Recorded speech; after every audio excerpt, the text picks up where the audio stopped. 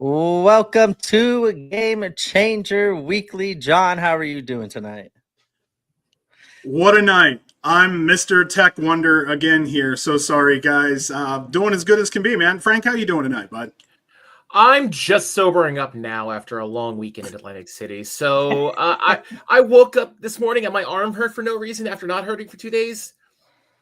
Thanks, Doc. I guess I'll blame it on that. I don't know.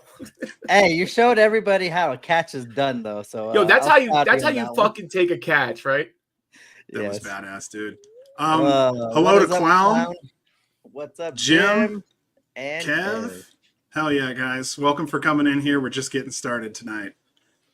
What a wild evening. Okay, we'll start with the WWE Championship tournament that kicks off here. WrestleMania weekend in Las Vegas was just announced on Wednesday, April 16th, and night one will be hosted by GCW. What are your guys' thoughts on that?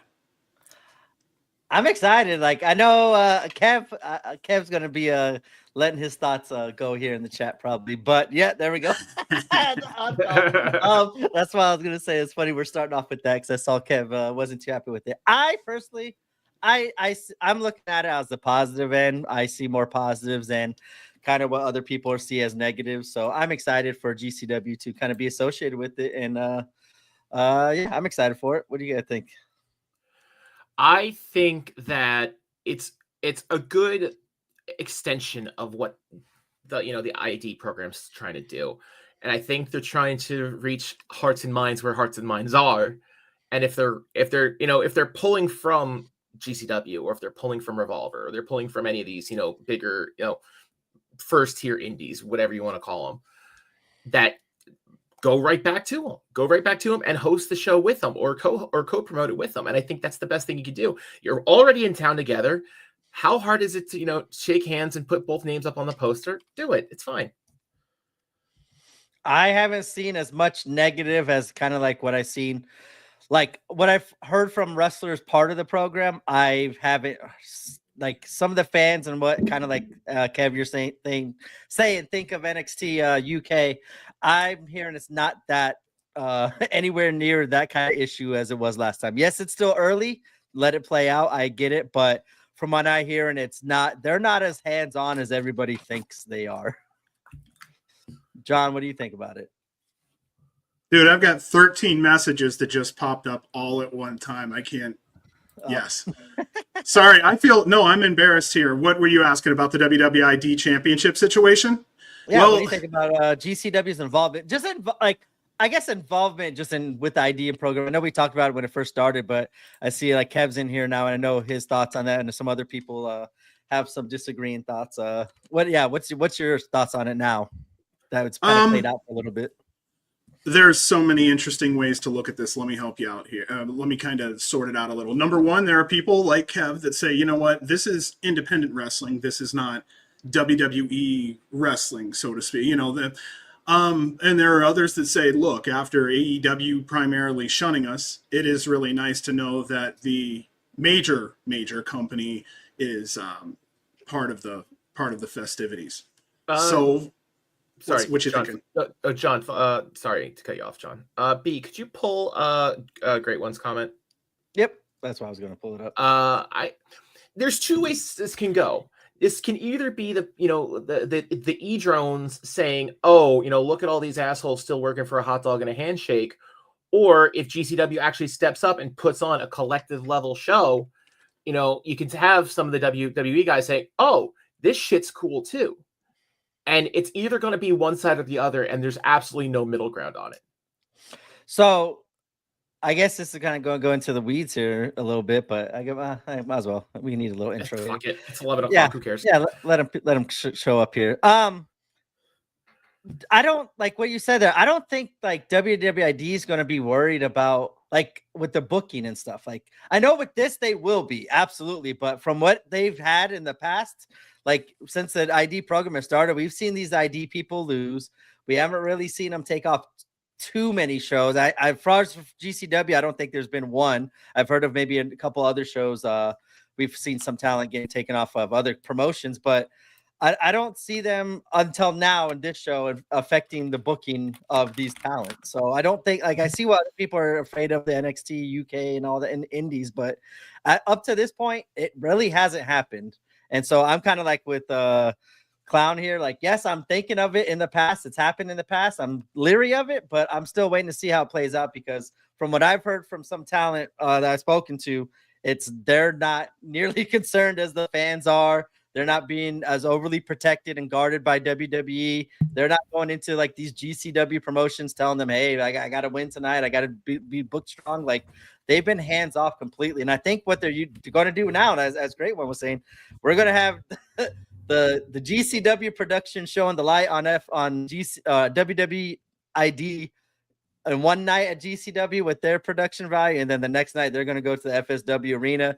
And yes, it's not bad. It's going to be a different version, but it's going to see kind of how we know exactly what you mean when you say that. We know exactly what you mean. Yeah. We're going to see some of the big dogs in production value wise compared to some of the local indies. And it's not a shot at FSW. Like, they do a great job for what they have on. But as you said, Collective Weekend, GCW is putting on Collective at the Palms with all their production that they're going to be able to have at their hands compared to FSW and what they're able to provide.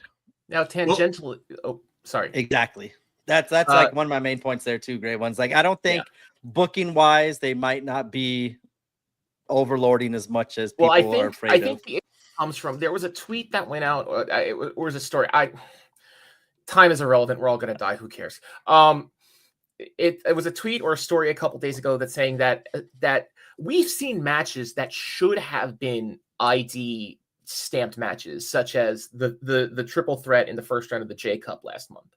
It was though, like no, that one was not marked as an ID match, even though all three men in that match, Jackson, Cartwheel, and Marcus, were all ID.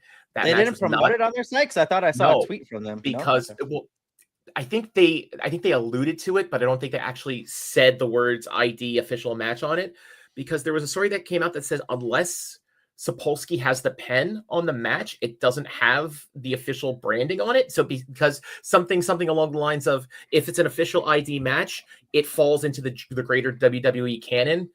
And if it's not, it's just some, indie match somewhere that doesn't matter to the greater WWE storyline.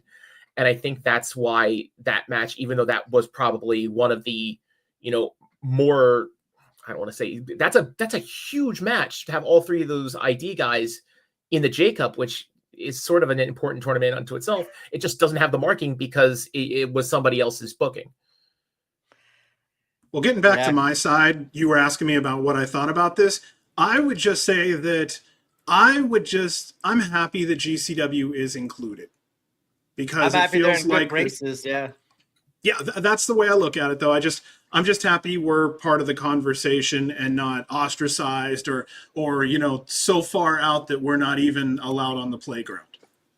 I'm right there with you too. Like, until I see them start to affect how GCW's booking Jack Cartwheel and Marcus Mathers and being pulled off of shows, like that just natural in general. That was like without the ID program. We saw Blake Christian get pulled off for Ring of Honor shows because of what he was doing there. So I mean, it's not that this is nothing new to independent. Like, I think let's let it play out and kind of see how it goes. Because as of right now, I see it just as if anything benefiting the talent, and that's what we should.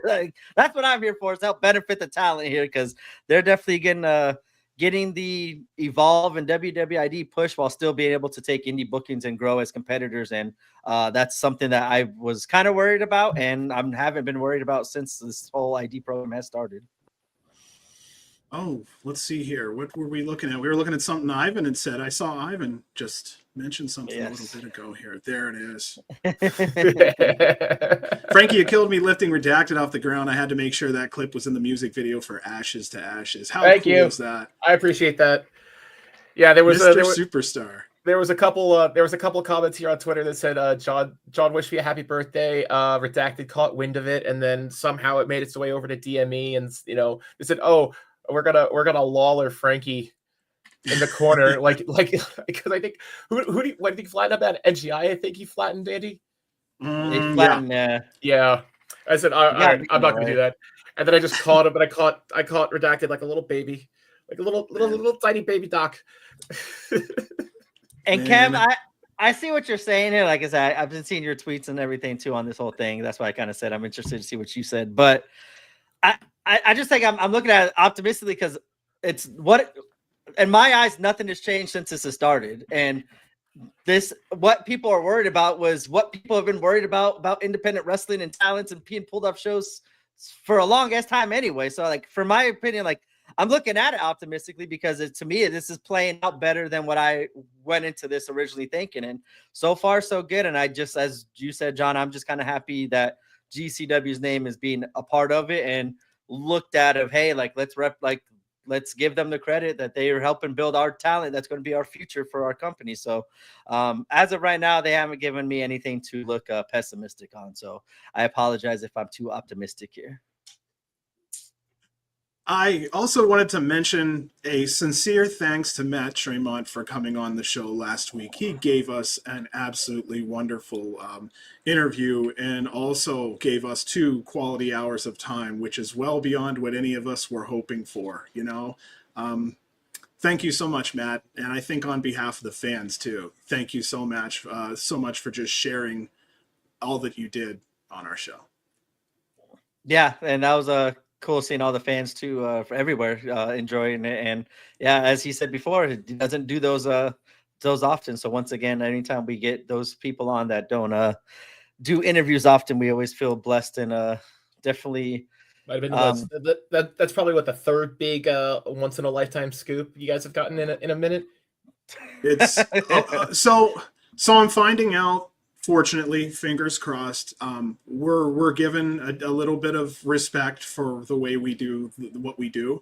So fortunately, we're able to get some of these ones that most others wouldn't get. And yeah, we're just fortunate. No shit. Just flat out fortunate. Thank you so much for what we can get.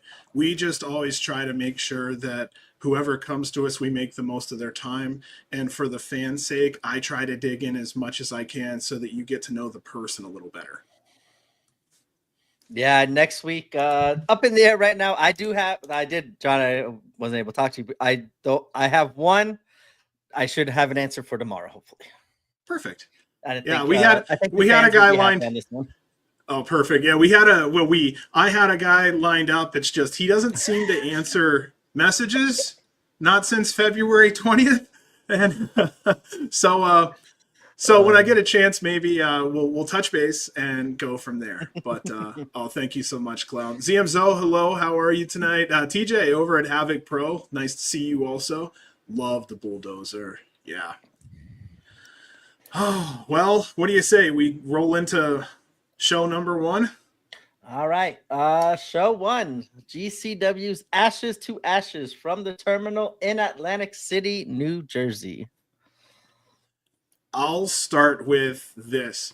Great job, John Ash and GoPro, for making the terminal look better on TV. The curtains hid the background appropriately. Most know there was ductwork and a garage door in the background that was somewhat of an eyesore. It was out of view. Great job by someone. I still like having the option of opening that venue up if more space is needed. Lastly, I've noticed there's been a huge effort to capture the live sounds better especially at the terminal, and I just want to say I feel that that's working. What do you guys think about that?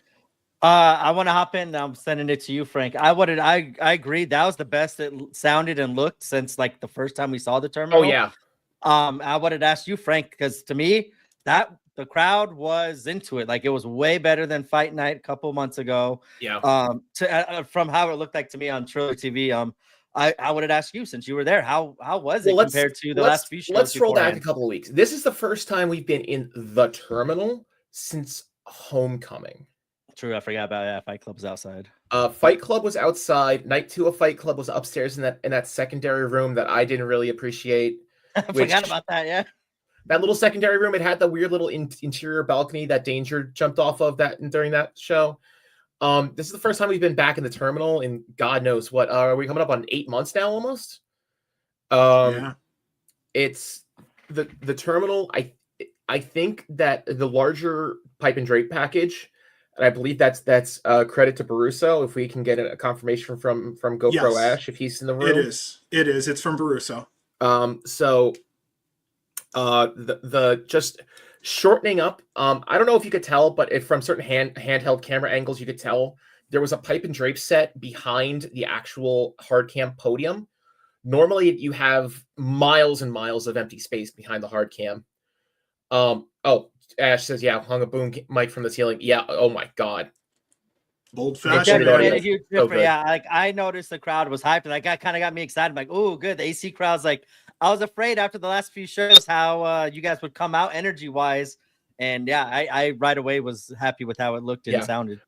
Normally there's, like I said, there's miles behind hard cam to the back wall of the terminal room, and there was a set of pipe and drape right behind that, and I think that shortened up that room, and it made such an expansive room feel as intimate as it could. And I think that helped the energy stay kind of contained and more focused on the ring, because there is an issue where that room just gets so big and everything just gets so lost. And even if it doesn't, there's a curtain, there's a paper thin curtain and a set of pipe and drape, that did so much mentally. I think that helped the show. Yes. Even on camera, it just shortens your field of view a little bit, just so that all you see is the hard cam on the back wall. It does something mentally, and it just made the show look better. It worked so much better than just having an empty room. I think if you have 1,000 heads in that room, having that back wall just be open and just seeing the sea of humanity looks cool. But March is a B weekend in Atlantic City, and play with the hand you're dealt. And I think it was a good setup for the crowd that they had. And every venue is a puzzle, and I feel like John's really dialing in that puzzle. We're getting what I feel like is the quintessential wrestling audio and video now. Yeah, GCW in Arizona with our good buddies over at the Nile. That it's such a tiny venue, but holy hell, do they pack them in there? And that crowd is so goddamn hot. It's insanity. I was there for the first one. Holy hell, is that crowd hot? Yeah. Oh, yeah. That first, it's been the drop off from show 1 to the last show I went to. It was almost non-existent. It's still, the energy was still there in Arizona for sure. Small but mighty is the GCW way. Yep. All right. First matchup of Ashes to Ashes was a scramble, as it was Jimmy Lloyd, Bobby Flacco, Hunter Drake, Jack Cartwheel, Jay Lucas, and Teriyaki. I wrote in here, I want to talk to you guys about this. Isn't it nice having Deathmatch Jimmy back? Right. Yes. It's just, kind of old fashioned, but it's nice having him back in the steering wheel. I guess we'd say no, not in the steering wheel. It's driving. Oh shit! See, yeah, I shouldn't read and talk at the same time. What's up, Sam? Cappuccino Jones. I hope we all hope you're healing up all right. I know you weren't there to back up your boy in Atlantic City, but we'll see you on the next one. So yes, we'll have to. If you're on and want to drop some words for Otis later, definitely let us know. Yeah, we love you, bud. Also, I wanted to mention Hunter Drake. It looks like he's gaining more muscle, and I've said something about this before, because I said this guy, he just needs to mature. He's maturing out, and he looks so much better having that muscle on there, and just makes him look like more of a matured wrestler. And hell yeah, man. What do we got here? Man, we got people, all kinds of stuff going on. Great one. I wish there was some sort of progression in Jimmy Lloyd. I think we touched on that a while ago, back when we sort of saw the end of the Broski Jimmy era. And we all kind of hoped that he would have moved to a third iteration of Jimmy Lloyd, rather than just falling right back into different boy Jimmy. I mean, of course, having the different boy, that's the crowd's favorite. That's the pop. But I wish we saw some sort of evolution or some sort of merger of the professionalism, for lack of a better word, of Broski Jimmy with the brutality and like that grittiness of Deathmatch Jimmy. But so I wish we just got the Deathmatch Jimmy version of this. Like, I wanted him to be kind of back in the ultra violent scene at the top tier, and maybe turn in some programs and stuff, because as you said, a whole year of building up to it and kind of going back to what he was. Is I in my notes here, I wrote I was happy he got the win. Like, that was very nice to see, because like I was hoping he wouldn't be picking up a bunch of losses here, but him picking up the win was nice. But yeah, I want to see a little bit more from Jimmy. And that's not on him. It's just I wanted to see him in a better, more predominant role. It was an opening match scramble. I mean, that's all it needed to do. It was just the crowd, just warming the crowd up, getting the crowd ready to go. That was the first match that had happened in the terminal in, like I said, 8 months. So, and the first match we've seen in Atlantic City since since Fight Club. So, Yeah, the crowd needed to get used to how it felt to be in the terminal again. So, I also added the crowd was hot. That was a perfect way to start a show at the Showboat. They all had great spots and timing. Everyone shined, and yeah, I thought it was awesome. Opening match, scramble to kind of set the tone and kind of made me feel like, this is like an old school GCW AC show. Yeah, that's how I felt after the scramble. Like that was a good choice of talent too. I want to bring up something before we go on to the next one here. Oh yeah, there's that one. Yeah. WWE Suck said, do you guys think honestly that GCW needs to upgrade the belts? Do you think they should be upgraded at all? I kind of like them the way they are. I don't know. What do you guys think? Yeah, I think the only belt everybody had an issue with was the Extreme belt, and because it just looked straight out of '99. I was about to say, bring that belt back. That was. I want it back.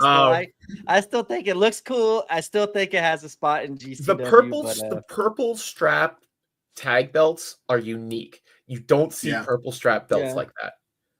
I don't see any other issue with the World Heavyweight belt. I think that looks like a World Heavyweight title should look.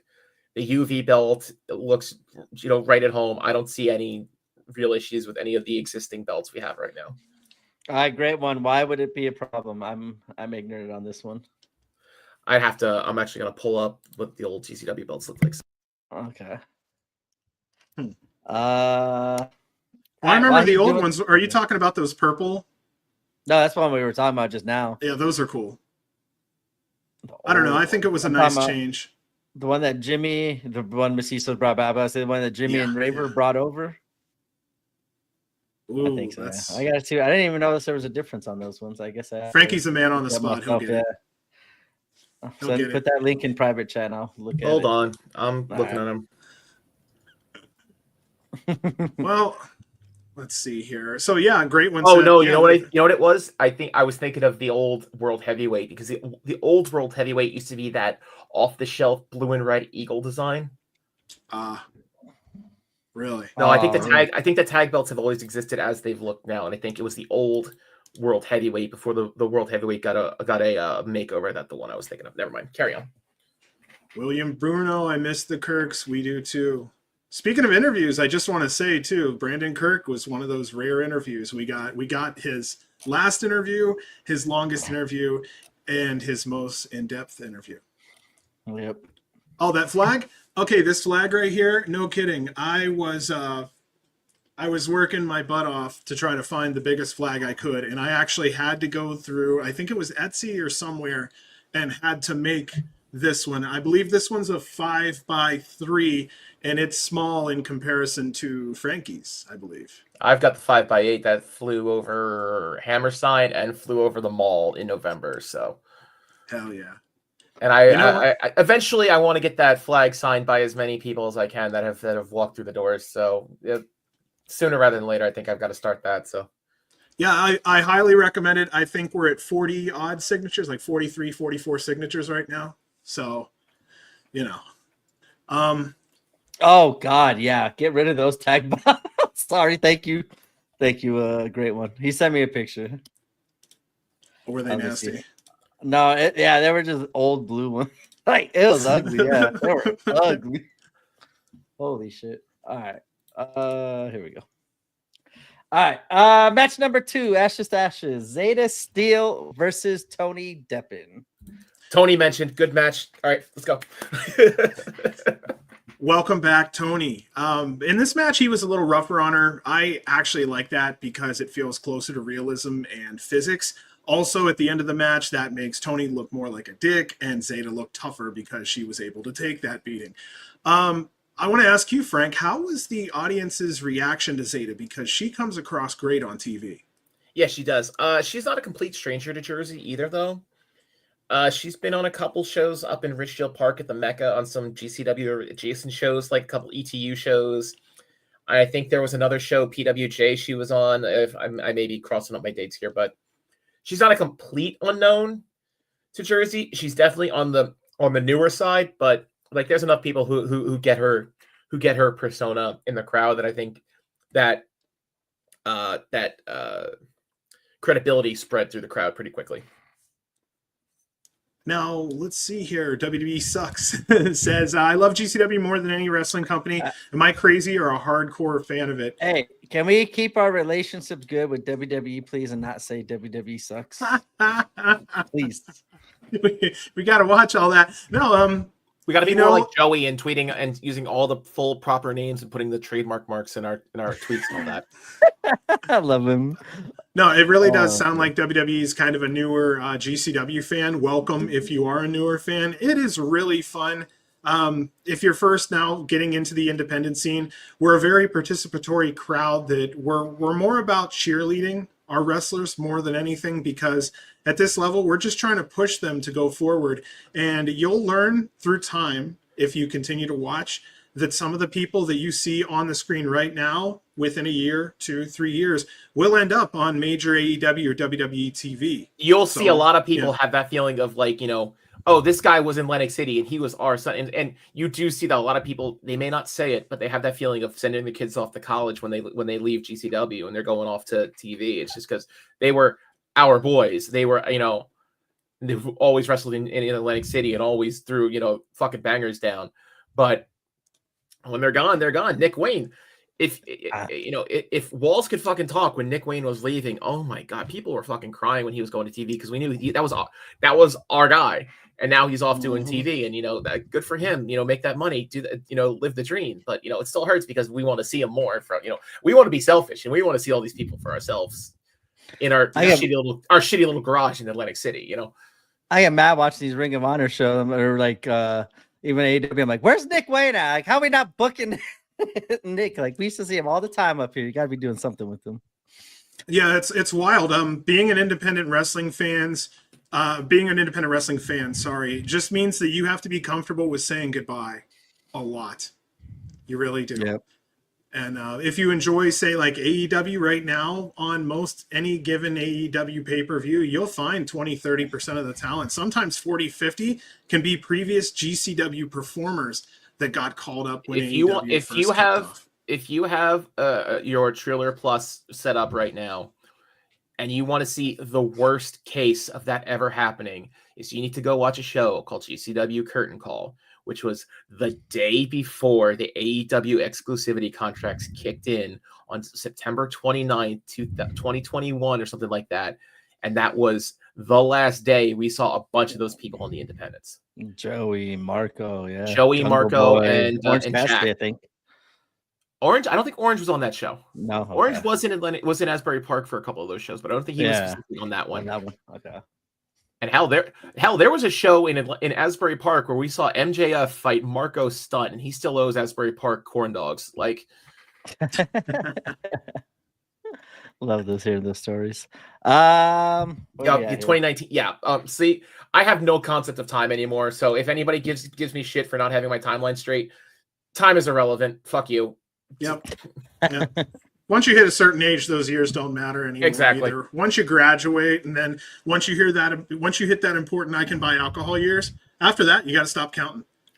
There's like, okay, so there's steps to that. It's like when you buy alcohol, the 21 is a good step. I actually only remembered my birthday, my age until I got married. Like, what else do you need to flash your age for? Exactly. You know what I mean? So, once that's over with, you just give up, fuck it all. Ooh, I'm 25. I can rent a car. Who cares? It's true. Yeah. I'll go back to this match here. Great one. Yes, the gatekeeper, Tony Deppen, was in full effect on both nights. I thought it was kind of cool to see, too. That's what I wrote here. It was kind of nice seeing Tony Deppen back wrestling against people on the come-up. I was interested in this one, though, because Zeta's kind of always a heel, and Tony's always a heel as well. So I was kind of interested to see who would play face in this one. And I think Tony played face just because it falls in. Tony's an asshole, but he's our asshole. That's what I remember. My next sentence was, Tony's definitely being the face here. The AC crowd cheered him on, which was expected. And I thought this was a good matchup here for Zeta to show her growth. And I thought this was a hard-hitting matchup for sure. Tony came out swinging on Zeta. That was for sure on this one. And I thought this was a good match for Zeta to show her toughness. Oh, yeah. Who has a train in the background? That's me. That's for sure. Okay. Oh, no kidding, huh? I live 300 feet from the train tracks for the commuter trains in Jersey, so I don't even know. You noticed them. I don't notice them anymore. There's just background noise to me. I talk to you constantly. That's the first time I've ever heard that. No yeah, shit. Yeah. The only other thing I wanted to say in this one was they both gave us more match than we, I think, all expected. Yes. That's a good way to put it. Yep. Next match was for the GCW Tag Team Championships as the Garbage Daddies defends the belts against Legion of Rot. Hollowick had started wrestling before Alec Price turned 4 and Cole Radrick turned 5. Just an FYI.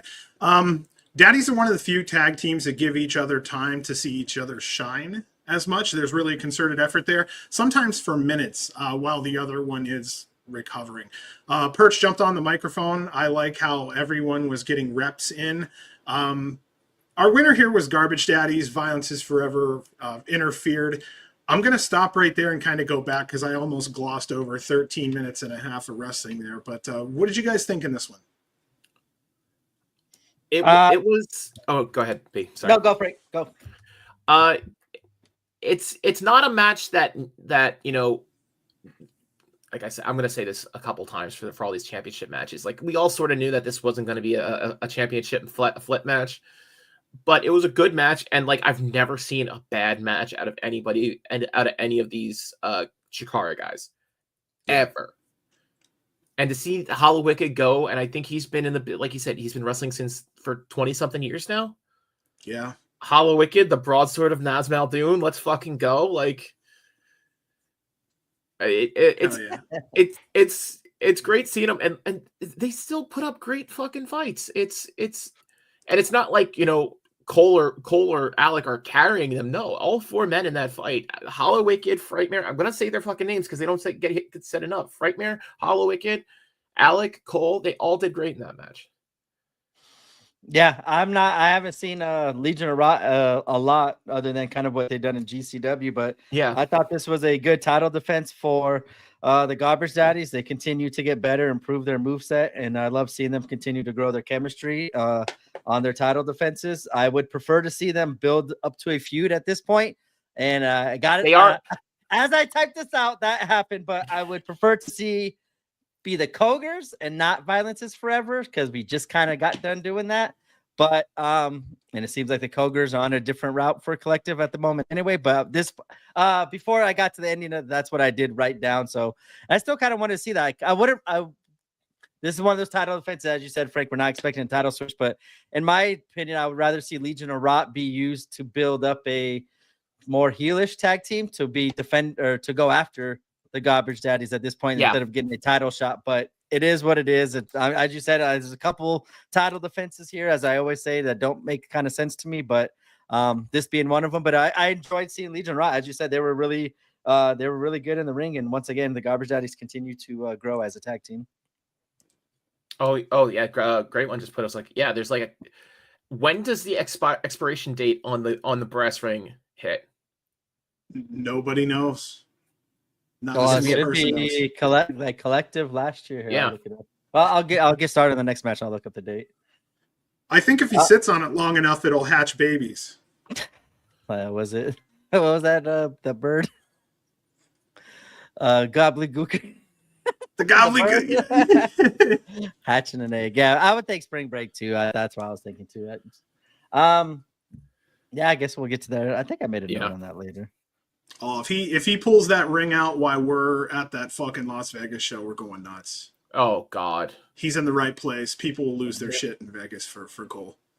Yeah, that's going to be interesting to what they do with it. All right, our next match, as you said, Violence is Forever came out, and that kind of bled into the next match, as it was Violence is Forever against Matt Tremont and Ciclope. This really was kind of one big, huge, conglomerated segment. There really wasn't that much demarcation between the two matches. Yep. I like it. Well, I like how it plays out, but I didn't like it at this point just because my first note here is I don't understand why we're going back to Violence is Forever and Garbage Daddies. But I said that. I don't earlier. understand either, but like, I mean, this is the hand we're dealt, so we might as well try to enjoy as much as we can of it, you know. Oh, I'll let you guys talk about the match, but I enjoyed this match for sure. Well, I'm actually curious about putting the Kogar brothers up against Violence is Forever if we really want to see a true head-to-head. I don't think they've ever actually fought head-to-head, have they, as two tag teams? The Kogar brothers are specifically, I feel like, being kept away from them and also being kept away from the Garbage Daddies. Okay. I really do. I mean, we see that on Sunday also. They had a great chance to have the Kogar brothers against the Garbage Daddies, and instead they just made a team Teriyaki and Jay Lucas. Jay Lucas, yeah. Yeah. Who reminds me of Jordan Oliver in a well, that's bit. literally how Cole and Alec were put together one week. Yeah. They were just thrown together because, like, oh, two guys and we need a tag team. Like, you know, okay, cool. And that's literally why we have the tag team chance we have now. That's right. Yeah, they just went off like wildfire. People loved them. It's hard too. Those are, you know, fresh young faces. Well, not fresh, but young faces everybody loves. Clown put it together. I think that's exactly the feeling I was going to say is like, it felt like an old school ECW pay-per-view where the matches just led right into each other. Yeah, that's exactly what happened there. And great time killer too. That. Yeah. I just didn't like it this time. Well, yeah, in this one in my notes here, I put that we went from a more wrestling heavy match to a wrestling heavy match with weapons. Kevin and Dominic got fucked up. I felt like they did a great job here. The Garbage Daddies eventually did come back out. Alec grabs a chair. Violence is Forever's ran off. It ends up going to a no contest. Unfortunately, after an almost 18-minute match here, I still put down that I felt overall this was quality. These guys put a lot into this match. Yeah. Yeah. Oh, go ahead, B. Sorry. I was just going to follow up because I got very similar notes there. John, I wrote the same thing. I prefer to see Violence is Forever in matchups like this right now instead of use this to build them back up to contenders while having fun marquee matchups because we never see Violence is Forever go in there with Cyclope and Draymond ever. Like I want to see them as outside of being tag team champions now being used to have these cool little matchups and see them in different roles than what we're used to seeing because I love this match. I love seeing them get bloodied, get violent, have a totally different style than what we usually seen from them. I agreed with you. I absolutely love this match. I loved it because of the violence, but I hated the no contest. Like I just wanted to follow up on you right there, John, because that was the same thing. I loved it. I just didn't like the no contest ending. The fact that they were twinned together makes me feel less bad about it. Like if it was two separate, wholly unrelated no contests on the same card that did not involve the same group of 6 people at the heart of it, I would feel more bad about it. But this feels more of a tit for tat storyline buildup more than anything. So I'm not as angry at it. Yeah, I agree. Clown says it was Gangsters versus the Eliminators 2.0. I liked it, man. That was like a different side of Violence is Forever. I want to see them in more kind of those matches. And Cyclope went shopping in the back room, 2-3 times during the match? Yeah. Damn near hit you, didn't he? Oh my God, yeah. I was that close. Just you were popular that night. I don't know what it is. Get around that microphone. All right, where we got? There we go. Match number 5: Charles Mason versus Gringo Loco. Okay, so the first thing I want to mention here: great entrance for Mason. That needs to stay. It made him feel more important. It was the Hammerstein entrance. Yeah, and I think it does need to stay. I felt like also that a lot of people were like, they were almost waiting for the cheers or the claps there. And I feel like this was more of a face Mason kind of, like, I wish I had a better way to put it. Anyway, Black with the red tie also looked fucking deadly. Is that where you're going with anti-hero, sort of? Yeah. He feels like early People's Champion Stone Cold at this point, where he's still an asshole, but the people are behind him now. So that's my big whole takeaway from all this. What is going on with Mason right now? Because I know like at Hammerstein they're building him up as a face, and just naturally, I don't think they're actually building him that way because he's still doing all the heel stuff. But the fans, he was just the nicer of 2 people in a heel versus heel, steel cage blow off match. And But now going against Gringo, a face, he's still getting face reactions. So that's my big question is here is where do you think they're going to go with Mason here going into Collective? Face, heel? Is he staying heel for a reason? Is he going to be going face? He's squarely in his Bullet Club cool heel phase right now. Because he's even busting out the cool moves that the fans want to see, and to get the fans' reaction, you see that he does enjoy getting the fuck you, and he does like the attention. So the fuck you is definitely becoming. The fuck you is definitely hitting that Kurt Angle, John Cena. Yep. We're swearing at you. We're shitting on you because we love you. Era. I love this. He's a serial killer. He's our serial killer. Yes, we're all saying the exact same thing over and over again.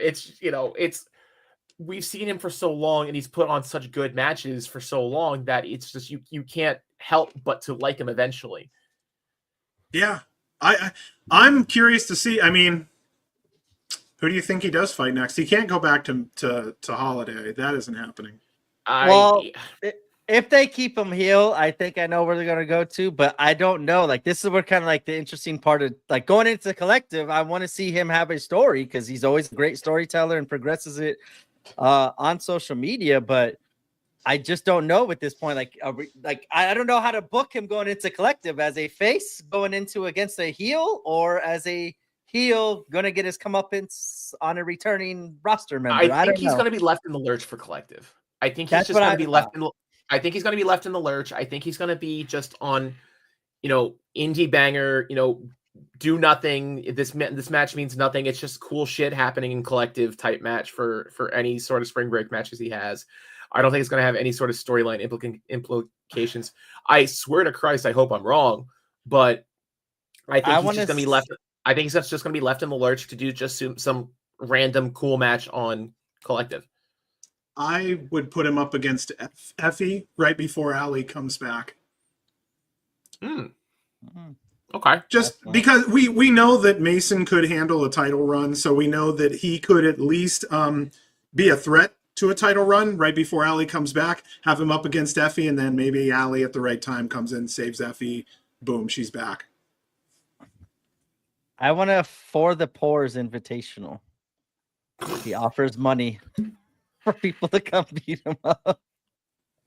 But I think in my booking here, it would lead to a return that would I think would be kind of cool and Collective. I think the same way. To me, it kind of feels like they don't know what to do with them until they're kind of as you said, kind of hanging them over there until Collective. And I don't know. I want to see where this leads into, but I do want to see something come out of Mason because I think he's one of the better storytellers in GCW right now, and could keep a story and keep fan interest throughout the week. He would be an interesting choice to put the GCW belt on for them. I 100%. said that a long time ago. Now I don't know. Yeah, nowadays I don't know though. Well, the GCW belt has it's not the top belt of a separate promotion anymore. It's fallen into that intercontinental slot, and that's exactly where Mason should be right now because I don't want to say he's not ready for the world heavyweight scene, but he doesn't have a good storyline hook to be put into the title scene yet. And I think the JCW belt is a lower commitment to try and insert someone into that storyline for the JCW belt. So I think that would be a good spot for him. I agree with you. I think that's something that he could help reinvigorate that title and make more people interested in what's going on with it. Because we've said it multiple times. I enjoy Masha. I think she is one of the top in the world and best in the world, as we'll get to later on. It's just time for a change because she's done everything she can with that belt, and she came into the JCW belt after owning the World Heavyweight Championship for what was it, 2-3 months? I got it. Can you check Cage Match for what her title reign was for a little over 100. I think it was a little over 100 off the top of my head. Okay. For who? Yeah, Masha with the World Heavyweight Championship. Wasn't it close to a year? I thought. No, it was no. That was right before Blake's run. That right. It was March in Queens to Cage when Blake cashed in. Okay, so yeah, her title run went 79 where's days. Yeah. 79. Shit, I'm sorry, guys. And she defended it 1, 2, 3, 4, 5, 6, 7, 8, 9 times. Not bad. Not bad Yeah. at all. She's always been a Mark- working championship, no lie. Never going to take that away from her. No, and I have it in my notes later, but I agree. Like I enjoy her work, but I just think she deserves something better. And I think the JCW belt at this point just needs something, as you said, to kind of get it back going and get people talking about it. Clown, I loved this idea. I didn't think I thought about an idea similar like this, but not with Fuego. I've been saying, yeah, Mason versus Atticus. That's what I was going to kind of feel too. I feel like since Atticus returned, Mason and Atticus's kind of gimmick is kind of redundant, both of them playing it, even though they're both playing in different and still interesting ways. But I was interested to see what would happen here with Mason and Atticus being involved. Are they going to have the similar heels? Is one going to go face? And yeah, that'd be a cool little way to get Mason to go back to face, kind of see him go back to and make amends for everything that he did over the last couple of years in GCW. Sure. His run is going to be defined by his opponent. I just can't wait to see who that is. All right. Oh wait, do we even talk about the winner of the match? We didn't even talk I about. don't think we have to. It was just good fucking lucha. Like Fuego busting out some moves was whatever cool we to say see. about Or Charles Mason. sorry. Whatever we say about Charles Mason, you got to remember he's doing that shit in a 3-piece suit. Yeah. And I was wondering, like, if he ever does like get to the next level, like, is that still gonna be like a part of his attire and everything? It has to be. It has to be. Adds so much to the heel of him, that's for sure. What's up, William? I don't think we'll we see got some, RSP yeah. return. I'm about to say, I'm God, reading no. through some chat here. I gotta catch up. No, and I understand he's asking for it. I'm just saying I don't think that'll happen, unfortunately. Sadly. Bill, not a chance in hell we will ever see RSP back in GCW. Yeah, I know I'm the biggest proponent of never say never in GCW, but holy Christ, clip this and save it. Fuck, I don't think we will ever see him in GCW. No, that's for sure. Yeah, great one. It's been fun watching Mason though, like seeing him enjoy the crowd, the fuck yous and everything. Seeing him enjoy it and kind of He different finally demeanor. acknowledged it. He finally acknowledged it before Homecoming, saying, "I want to hear the loud fuck you chant," and I think he's embracing being that heel, that we're in on the joke of him being a heel. And I think the fact we know that he knows that we know that he knows that we know is influencing him becoming a face. Because when he was just ignoring it, he was just a straight face. But now that we're all sort of in on the joke, I think he is, unnoticeably moving face. Yeah. Great one. I remember when Charles Mason had conventional attire, it was all sorts of wrong. Looked like Zack Ryder's hand-me-downs. It was like blue and yellow trunks or something like that. Yeah. It was the Poor trunks William. were not a good look. I'm sorry, William. I will say though, RSP's run when he was at GCW was definitely a thing to watch. But yeah, I don't think we'll see him again. Just two different stages of career right now for him. And I don't know if he wants to either. You know what I mean? I guess we could hit on to this real fast. Bev coming back. I'm happy to see that. Yeah, I'm happy to see the Bev coming back. That one made me happy. More deathmatch, baby. Yep. Yes. Like I said, as long as they're not grouped together as 440, I'm fine with them coming back. I'm glad to see them again. It's just 440 as a faction. We just don't need that because they were taking over almost every Fed in Jersey for a minute there. Like we just don't need to see them anymore. I agree, and I want to see Bev's kind of like I'm cool. It's like let's stop there. Bring Bev back. That was kind of like the fact Atticus was in black and neon green was enough of a throwback, and I think that's as far as that needs to go. Yeah. All right, Atticus. Next match was Atticus versus Fuego del Sol. A very good fight outside the ring. It took minutes for them to get into the ring so the match could start. Even then, 13 minutes long here. There were Atticus chants that kept coming through. Some vocal fans started drowning out Fuego off and on. Emil said Fuego is fired up. I feel like he really missed a chance to say Fuego is fuegoed up. Atticus gives Fuego skewer horns, one of my favorite little spots of the night. And our winner here was Fuego. What are you guys thinking? Not only did he give him skewer horns, he pulled his mask up so that his eye holes were on his forehead and stabbed him through the eye holes of the mask. If you caught the right frame of that on the VOD, it was the most haunting, fucked up image, I think, of the entire weekend. Was just someone having skewers coming out of their eyes if you just didn't look at it close enough. And that was the awesome visual. That's all that needed to happen for this whole thing. Like that one was cool to see. Like when I looked over that, I heard it, and then I looked over and I saw. I was like, "Holy shit! Like, is it in his eyes?" Like, I never know because like sometimes that like this was get a little crazy.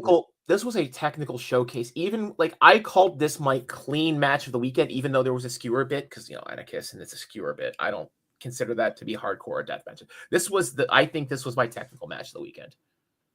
It was nice to see this version of Atticus coming out too, and showing everybody that, hey, I'm not just the deathmatch wrestler here. Like I could tell a story, I could do cool shit with Fuego with this match and in the ring. I think, and he said, moves. Atticus said as much on a post in DME that says like, I wanted to fight Fuego, and if you know anything about fucking wrestling, you know that I'm paraphrasing here, but he essentially he put over Fuego is one of the best wrestlers around right now, and that tells you everything that needs to be done about how good of a match this was going to be. Yeah, and like I love seeing this. I love seeing Atticus showing to the world, like, hey, I'm not just light tubes and smash and bass. I could actually wrestle, and it's been fun watching him show the different little wrinkles in his moveset and the actual wrestling that we never really saw before. All? Exactly. John, you got anything to add to this? Nah, I think I pretty much said everything on this one here. No, seriously. For Atticus, like you were saying there, he put out there, hey, I'm trying to make other moves. I'm not just trying to sit there and stab and slash all day long. And that's making better use of your time, and that's thinking smartly, which is something he's obviously known for. With the rest of that comment, he basically said, like, I'm not wrestling Megan Bain because I'm wrestling a girl and that's all I can do on the card. No, I'm wrestling someone who's literally a hop, skip, and a jump away from one of the big two TV companies. Why wouldn't I want to have my name associated with that in the short term? And the ID program as well. Yep. So then after the win here, Otis comes out, starts beating on Fuego, and that's when Joey, he runs to the ring. He is swinging a bat with his arm in a cast. Grabs the mic, said he isn't missing his match against Sabu for the world. He wants this match. I won't judge it before it happens, but I'm just saying, like, I don't think these are the best conditions that the wrestlers want or the crowd, the fans want. But at the same time, this is a payday. So it's like, I don't know what to say on this one. I would like to see both. I would like to see Joey in a healthier position so that he could have the match he originally planned in his head.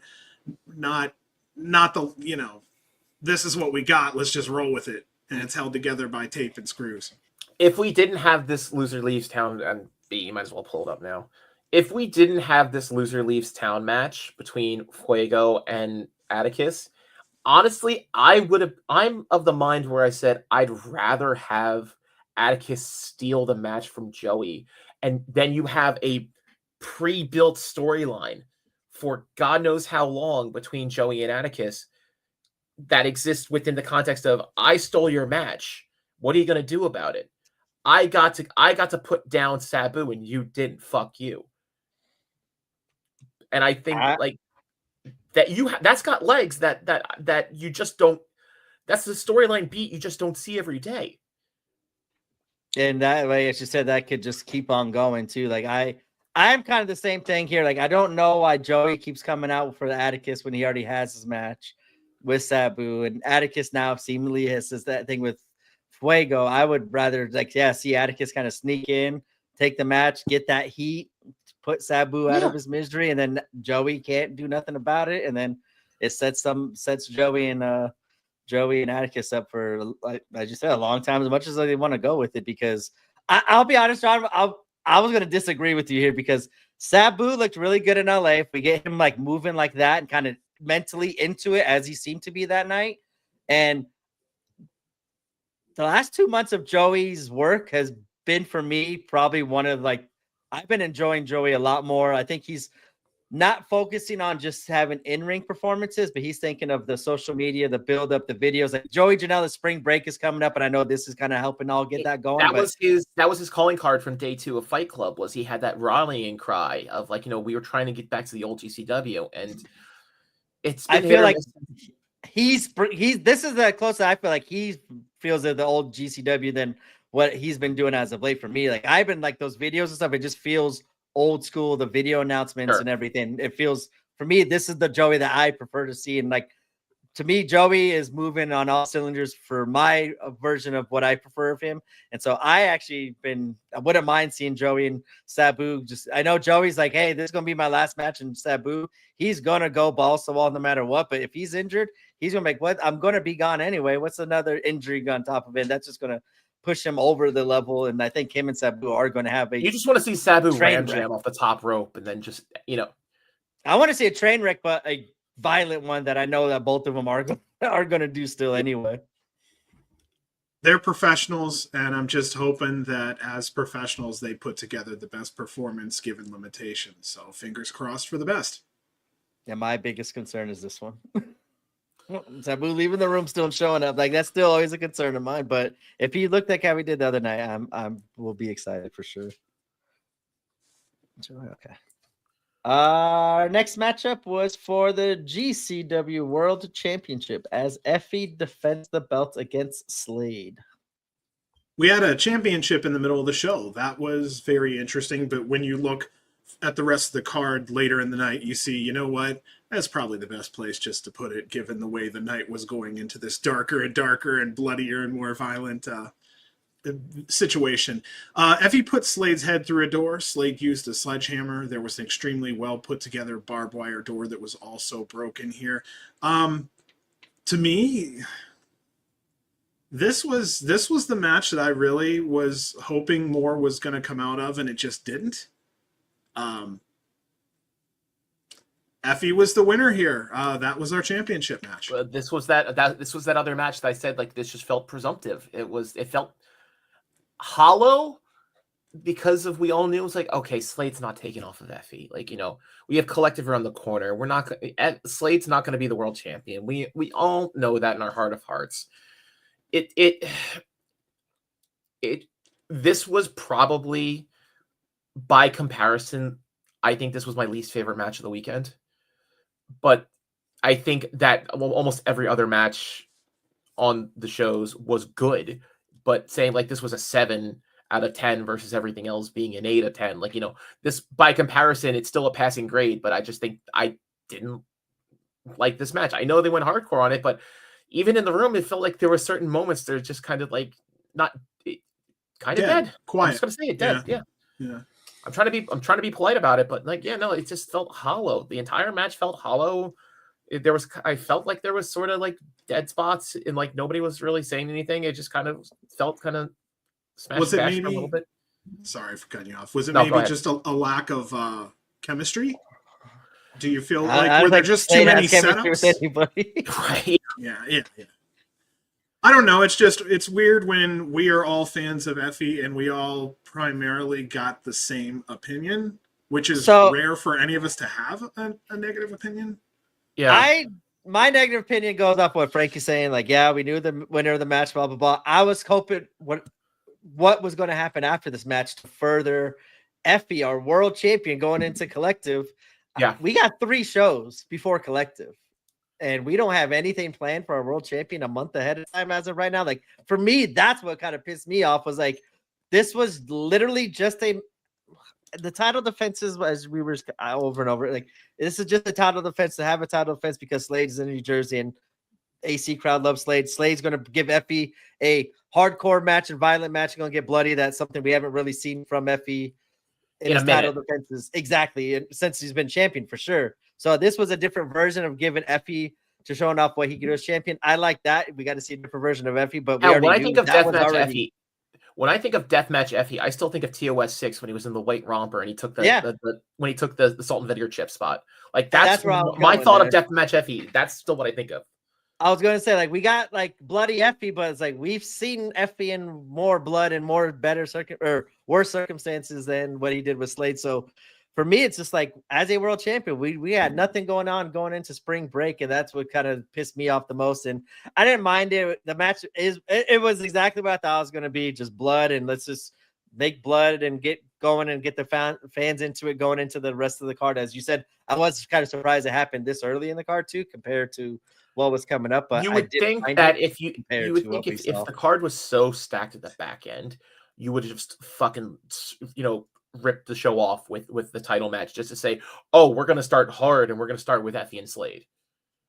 And I wouldn't mind that either. Yeah, to set the tone as Effie, like, hey, this is my show. This is how I'm going to set the tone for it. Like, I just feel like this Effie, like, has got the title. Yay, we had the moment. And then now he's still, like, on everyone's shoulders showing it off. But, like, the fans are gonna kind of, like, not seeing it as much. Like, we haven't done anything with that. He's just showing it off as him from being what champion. I want to seen, start some substance here from him going into collective. That's great. One said right here, there, like, it doesn't feel like a focus, and he's our world champion going into collective, and that's kind of scary.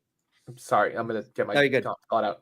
From what I've seen on Twitter and clips and here and there, it looks like Effie's been doing better work as GCW champion, going out and hitting these. You got Mike Bug. He's been Effie's been going out and doing better work as GCW champion, going out and flying out to these smaller house show indies, like in North Carolina or up in Canada, in wherever Canada, than he has been actually as GCW champion. And I say good for him and good for those companies, but he's our champion and we're not reaping any benefits and other people are. Like, unfortunately, that's my saying. Like, that's good on it. Like, Effie could be doing these things and it was doing these things, still does these things even without being champion. I just want some sort of focus and, like, maybe, we do see some sort of cash in, some sort of fuckery to get us into the next night, maybe. But it just kind of feels weird. Our world champion is not a focus at all going into the biggest shows. Can you pull up Clown's comment? Yep. Here we go. Yeah, it's the fact is that there's no big bad for Effie to be defending from right now. He's just defending against, the roster as a whole with no designated bad guy. And I think that the fact he doesn't have a villain to defend from makes it feel kind of spinning. He doesn't have any. He's just spinning his wheels on it. And, like, all three of us, love Effie. And it's right now, it's just not doing anything for any of us. And if I'm talking out of turn for you guys, go ahead and correct me, please. But there's only one person that makes sense to kind of challenge Effie right now. For me, that's Atticus.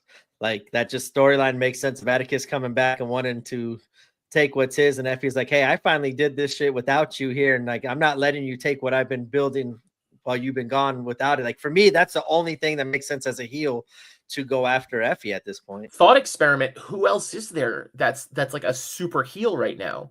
Like, we were discussing this like a couple weeks ago that JCW needs more faces, and now we're saying, like, who's the fucking heel right now?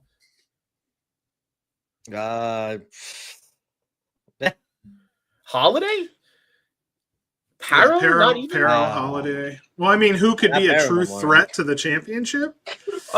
I mean, okay, I'll spread this out to who is the designated bad guy heel right now. I would say Atticus. Like Atticus. It's like Tony's a heel, but he's not really a heel in the concept of what I'm discussing right now. I think this is a bigger issue because, like, I know we were just talking about this a couple weeks ago about, like, there's no faces in the company. But we just had, like, no face champions. But now it's like we don't have any heels. And I think everybody's just kind of spinning their wheels a little bit. Could it be a lack of stars? Because when Cardona left as a heel, could be. It absolutely could be. Sorry, B. No, you're good. I'm just saying, like, that's just one star that's a heel. Like, we haven't seen since Hammerstein. Now I'm just trying to think of some other, like, heel names. And I put Mason in there for now just because he seems like the most complete threat, but I feel like we just got off of that a while ago. He's falling into that Stone Cold spot. He's like, Yeah. he's a heel by definition, but everybody's cheering him like a face. I still say it might be lack of star power. I know that's really a rough thing to say publicly, but I do think we've got a lot of good and mid, but I feel like anytime we get someone that's worth a shit, they're gone within a couple of months. So it's constant reload. And right now we're in a situation where we're like, okay, who's our heel? And we're the experts. We're the armchair bookers right here, and we would be the person to actually, be able to pinpoint someone and say, yes, make that guy do a you people, and we'll be fucking hating him in a week. But who on the roster right now could pull out a you people and actually get real visceral heat from Atlantic City? I don't think real heat exists on the independent scenes. First of all, we're way too about everything. Real heat does not exist on the indies. I hate to tell fans that, but they don't. We're too busy cheerleading. Even when we're booing, we're cheerleading. Trust me. What about turning Effie heel? Do it. Please do it. That would be something fresh, something new, and something different. And given his size, compared to the rest of the roster, he could push some people around. He doesn't have Allie right now to lean on, or vice versa. So therefore, he has to be himself a credible threat. I like it. Now that I'm thinking about it, because I just thought like, you can turn Effie heel because everybody else, like Mansoor was our other big bad heel. Yep. Yeah. And now he's splitting time with TNA, so he's kind of out of the mix for a little bit. But having Effie turn around and say, you know what, those guys were right. Fuck all y'all. That might be the move. I think we might be getting there later here with the Clown and Great One. See, Clown said Sam Stackhouse could pull a you people promo and become a dude. When really loved faces turn heel, it almost hurts, and that's the good stuff, Like I talk shit. Like I think the you people is the most overused trope in wrestling, but as we can see, John Cena did one the other night, and everybody is fawning over it. But there are some absolutely dog shit you peoples that have happened in wrestling, and it just has to be the right person at the right time to pull one off, and it's done well. And see, for me, I could say I could see just Effie kind of being able to pull that off a little easier, going heel to pull a you people kind of stuff. I don't know. That's kind of interesting. All right. Our next matchup was a TOS qualifier, as it was Dr. Redacted versus Hoodfoot. Match of the weekend. I don't care what's after this one. This was match of the weekend. And at least pop of the weekend. It was badass. So that's what I was going to say. When it comes to the pop, I got a hold of Frankie and I was like, dude, how was that Redacted pop? And you were like, that was the pop of the night. The second most pop of the night was the Wawa barbed wire board. I don't know. It's really close between the Wawa board and Mr. Danger, but that joke was good until Mr. Danger performed, and then I couldn't really make a second pop board because I figured between Redacted and Mr. Danger, they took the night.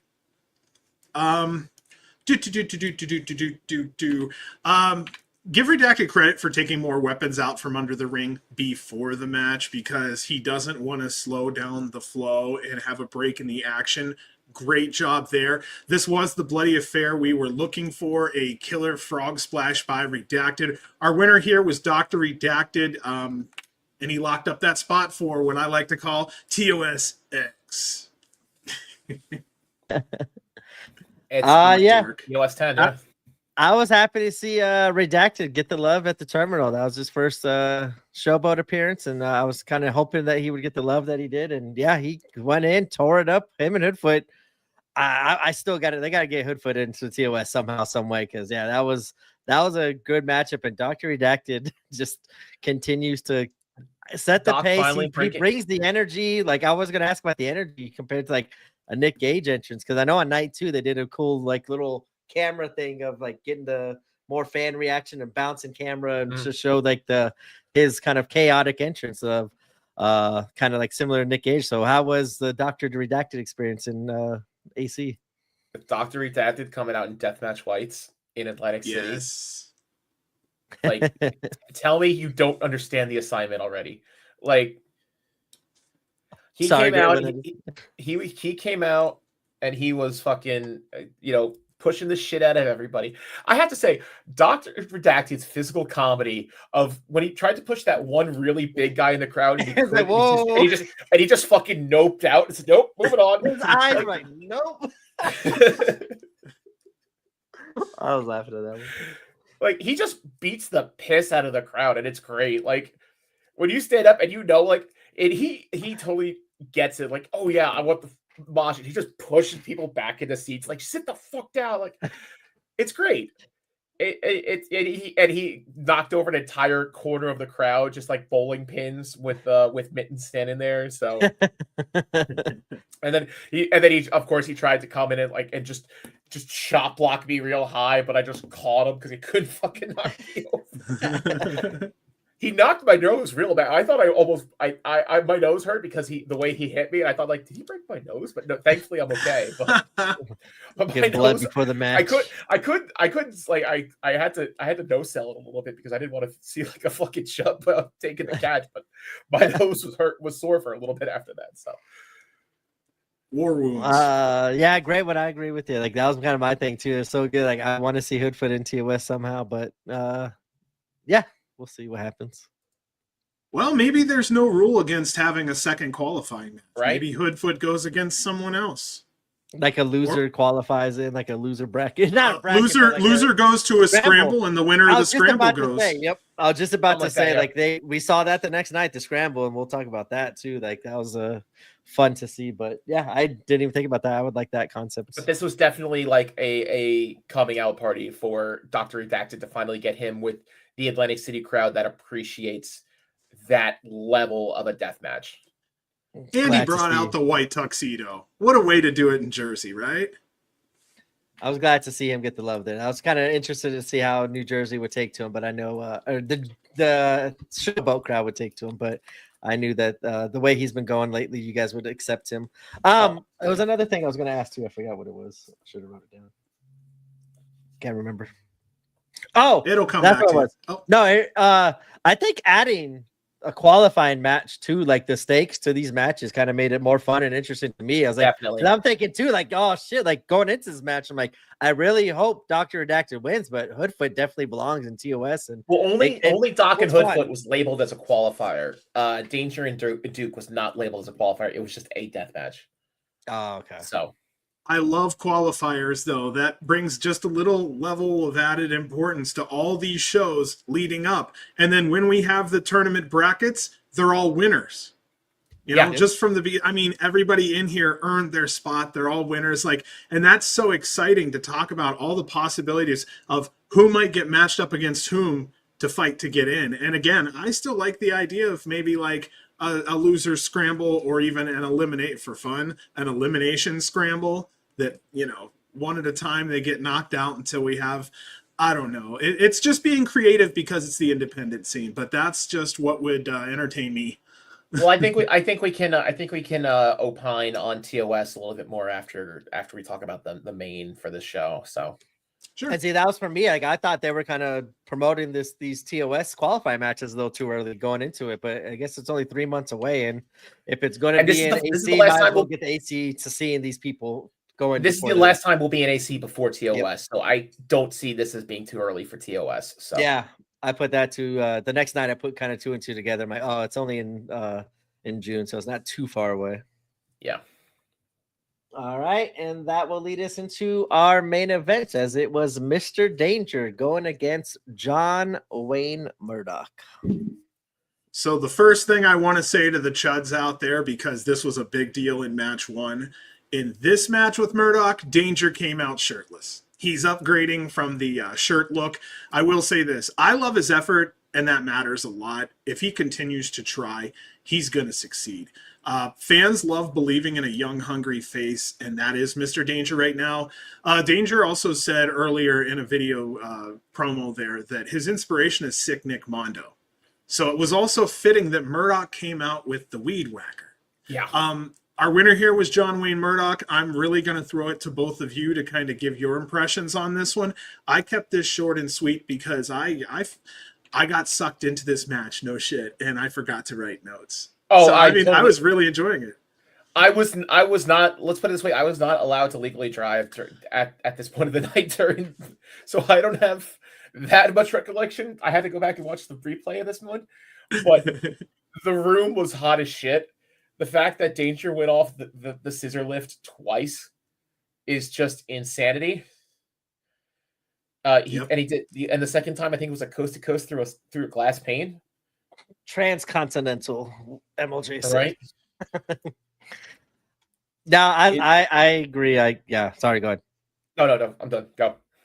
I was gonna say, yeah, that Mr. Danger came out and like made a point to me. Like, I kind of agree with this one. You can see in his eyes, like he went to prove a point. He heard the people saying, giving him shit for wearing layers last time and not doing this and not doing that. He made a point to go out to the AC crowd and like, I'm shirtless. This is you going to see me, and he went crazy. And yes, that's what my main point was. If I get to see a Phoenix splash into tubes and deathmatch wrestling, I am all for whoever that wrestler is. And like that Sick Nick, with that comment of Sick Nick Mondo, that's kind of like, I enjoyed Sick Nick Mondo a little bit that I saw him in. If Danger could just do or try to replicate what he did, I want to see Mr. Danger in TOS and everything moving forward. Danger getting wrapped up in the ropes, like he got fucking crucified up in the ropes, and I like how they said we haven't seen that in GCW in a while. We like, there was not the tree of rope, but the ropes of woe. Danger killed it. I loved he just came out and made a point, and I think he shut everybody up with any comment and anything you wanted to badmouth him about the last death match. He came and shut everybody up in this one, and I just loved to see his desire, like willingness to like put his body on the line to shut everyone up. And for our entertainment, I want to see Mr. Danger a lot more moving forward with this death match scene. William Bruno, John Wayne Murdoch is very unselfish and very underrated, in my opinion, as a wrestler and a great guy. Jacob Conark, right below it, says, agree with Bruno too. Danger had a tremendous dancing partner for this assignment. Also, welcome, Jacob. In this one here, I do want you to know, William, in certain circles, Murdoch is like one of the tops of the food chain and is highly respected. Again, if you're newer, William, I can tell you, if John Wayne Murdoch's in a tournament, there's a damn good chance you will see him at minimum in the semifinals, if not the finals, because he's just such a quality deathmatch I know worker. Bill. He's good. He's good. I've talked to him. I know him very well. So he knows the handshake and everything. Yeah. So. Bill's good. Love you, Bill. Good stuff right there. So, yeah, we now get a rubber match at TOSX. Did we get to the finish? I guess we did now. At the end of most of the shows, I say, well, it was good or it was all right. This show was very good. And I kind of thought about something that I think maybe you guys might want to think about too. But when we say this show's good or that show's good, are we really just judging wrestler effort? For me, it's like what I'm looking forward to in the next week. Like, am I biting at the seams to see what happens next week or not? For me, it's like if it sets me up and gets me excited for the next week, that's how I kind of consider if it was a good show or not. I think wrestler effort feeds into it, but since my time, being associated with the show, I've been focusing a lot more on how the crowd has been reacting to it and how the crowd's instant reaction to a show is. If the crowd is like still talking about the show afterwards at drinking or getting food or whatever after the show, that's a good show. But if we're all walking out saying, yeah, that was a fun show, and that's the end of it, and we go home and we go out on with our lives, that's not really a good show.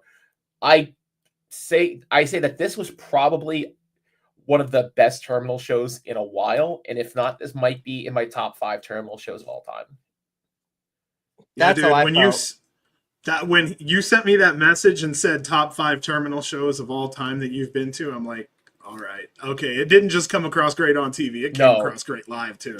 Yeah, I think the back half with that increasing violence in the back half really have the show finish on a really strong note, because sometimes you can have just do nothing deathmatch main events, and this was, the entire crowd was so hot for Mr. Danger, and then I think every match had a decent post-match promo where It did. Redacted was talking shit after his match, and then Duke came out and said, oh, "Well, we got this is wrestling. We got to have a rubber match now."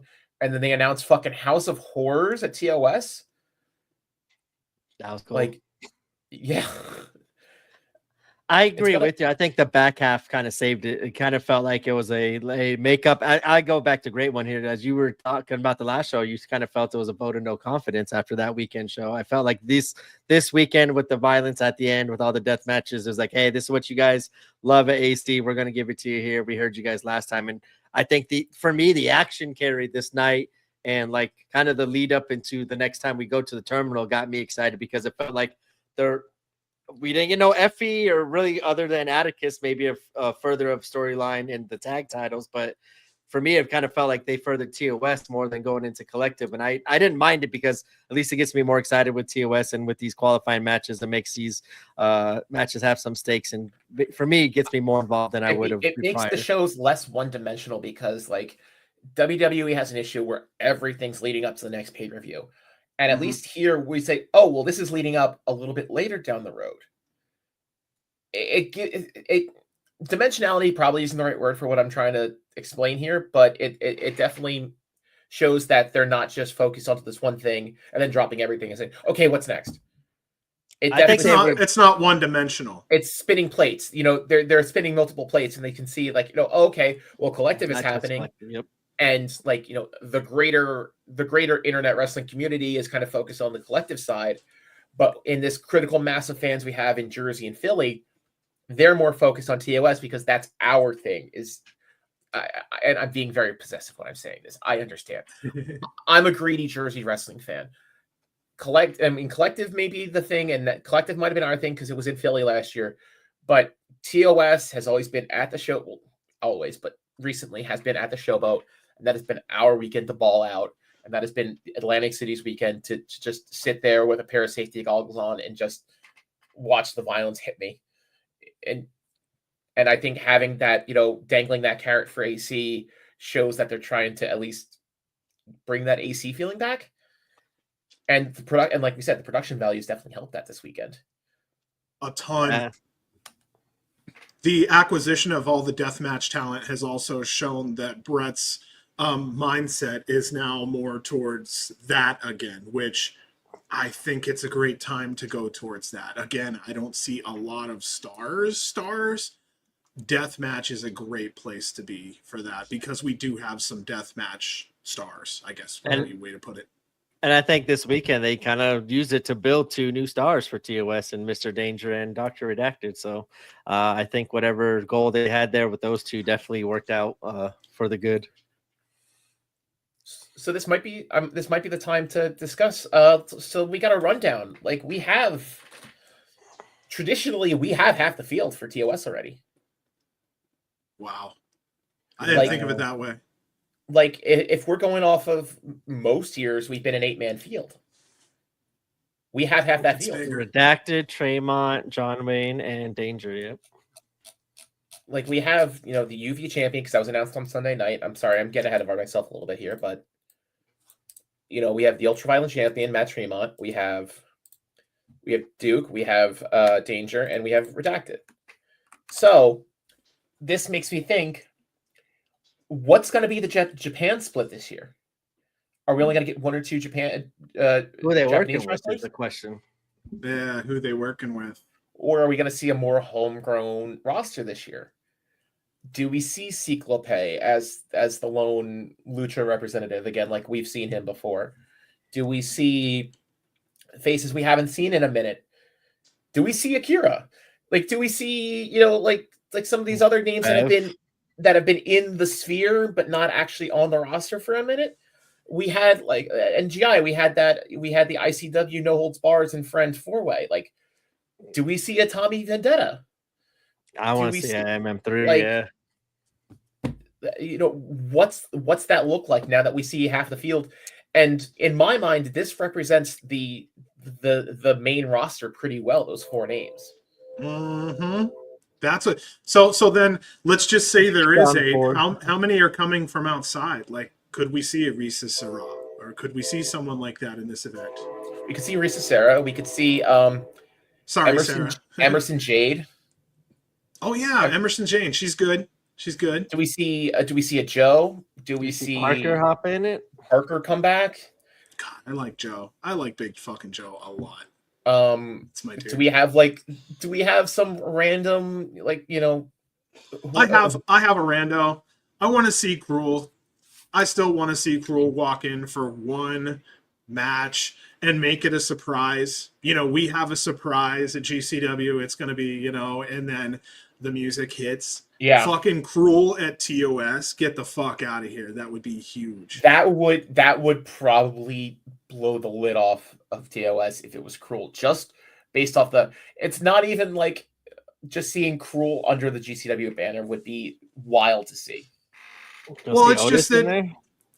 Yeah, Otis. Otis is another one I'd put in. I would put if you had to ask me which of the Coker brothers, I would definitely say Otis over Atticus this year. Yeah. Maybe next year I could see Atticus popping back into the deathmatch scene, but right now I would definitely put Otis over Atticus. Yep.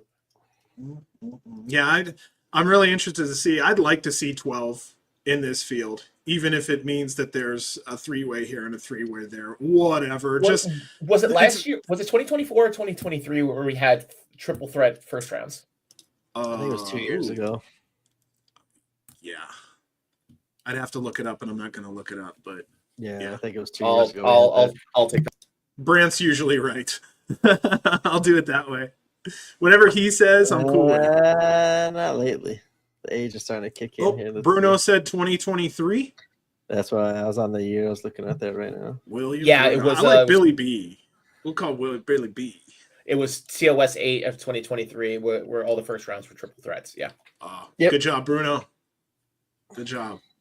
Yeah, I don't know. I like having a large pool to work with, and right now, deathmatch is just kind of big, and there's a lot of names there, and I want to see some new local names as homegrown names instead of some foreign names. I got a new one, but I don't know if he's ready yet, and I still stick with it. Little Sicko. He's coming. Say that one.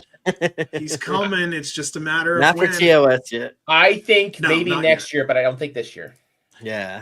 I feel like the vibe with him is the same vibe we had with Dr. Redacted, where, okay, it's time now, it's time, and then he pops off, and it's just Well, I think Dr. Redacted proved himself over these promotions where like kind of little.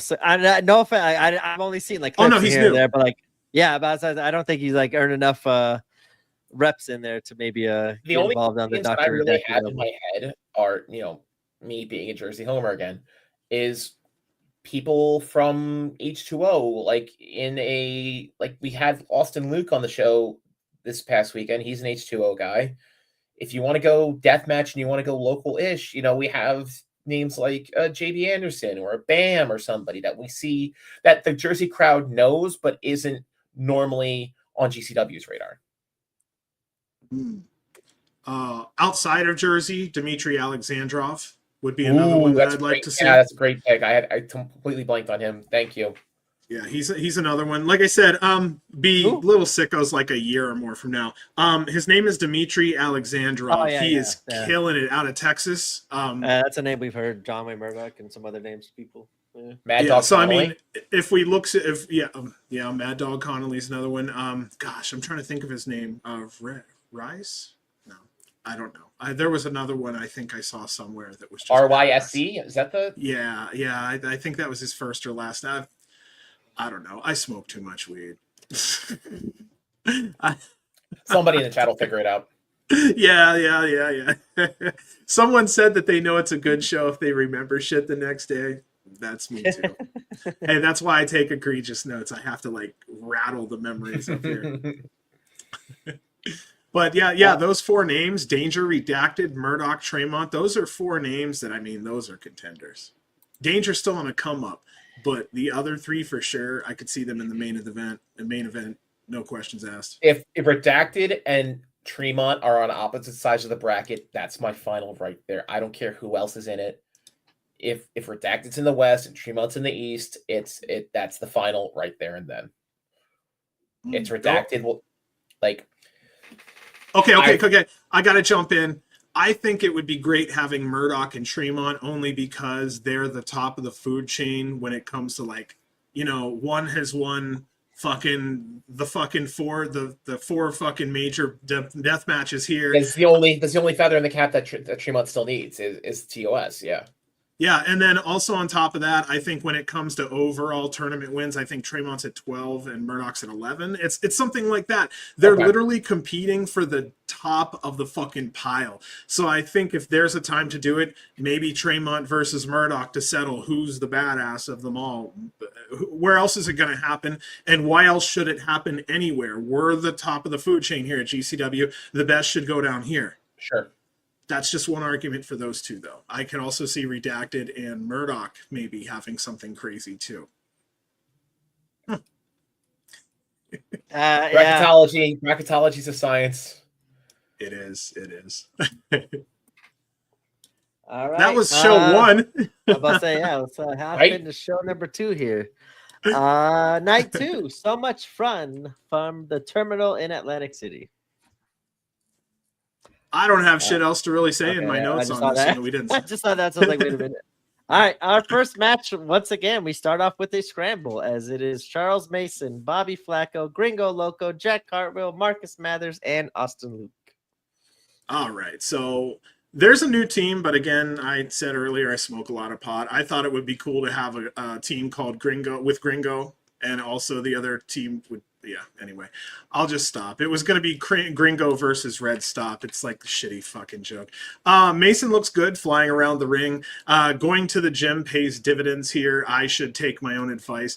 Badass Macho Man elbow from Mason that I thought looked good. I'm a huge Macho Man fan.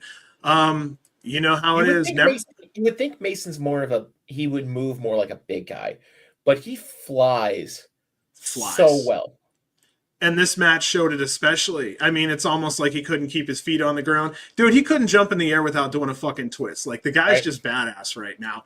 All the gym work is showing for sure. He's on a run. I don't know what kind of run, but, William Bruno said, see you guys next time. Have a good night, brother.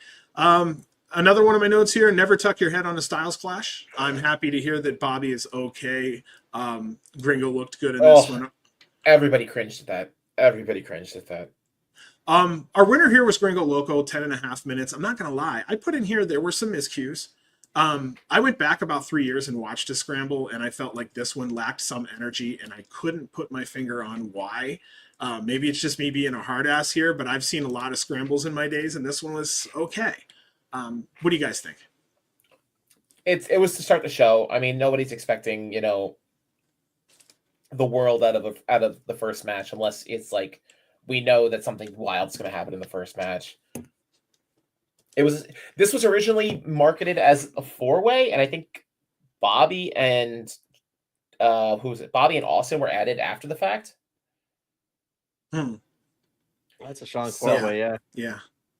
It was going to be Mason, Gringo, Jack, and Marcus as a 4-way, and I think that could have been itself. I wasn't the 6-man. I don't think the 6-man added anything more that we would not have seen in the 4-way.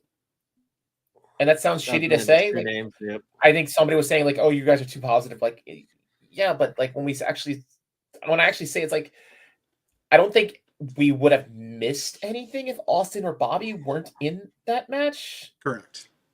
I agree. It would have been 2 people not standing on the outside watching the other 2 people in the ring wrestle. Yeah. You know what I mean? So instead of 2 people standing around watching the match, there would have been 4 people. So 4 here would have been perfectly fine. Hey, 6 bonus. I like Bobby. I like Austin Luke. But yeah, I see your point here. To cut the fat, you could have had 4 and had just as an exciting match. So yeah, I thought it was good. It wasn't as good as the night before. The night before felt more energized. I think that's why I compared Sunday was a smaller crowd, and that always is the case in Atlantic City. Sunday's a smaller crowd. It's an afternoon show. It's late in the weekend. Everybody's not over. Yeah, it is what it is. All right, that will lead us into match 2 as Tyler Franks goes against Tony Deppen. Massive "Who are you" chance for Tyler. Yeah, I remember seeing him on two shows. He was on the first New South versus GCW and the second New South versus GCW. So this show right here was his true GCW only, I guess, debut would be the best way to put it. You know, it was the first show he was on that he earned, not because he was in the area, I guess would be a good way to put it. Yeah. Good body. I think he shows some promise. Still very young though. Hope to see more out of him. Very just generic. Well, yes, very kind of southern vanilla kind of a guy there. I don't know. Maybe he's electric on the mic. We'd have to hear it to know better. But I kind of got the same impression you did. He's just kind of like straight down the middle kind of guy. He was literally at the worst possible odds because he's an unknown in Atlantic City facing Tony Deppen. Yeah, I get that. Talk about odds being stacked against you. Also, I wrote that this was a vanilla match. I'm sorry, B. I wrote that this was a vanilla match, and there really wasn't much worthy in it to talk about. I'm not going to lie. I just wrote that because what was there to, boots on the ground wrestle? It was nice.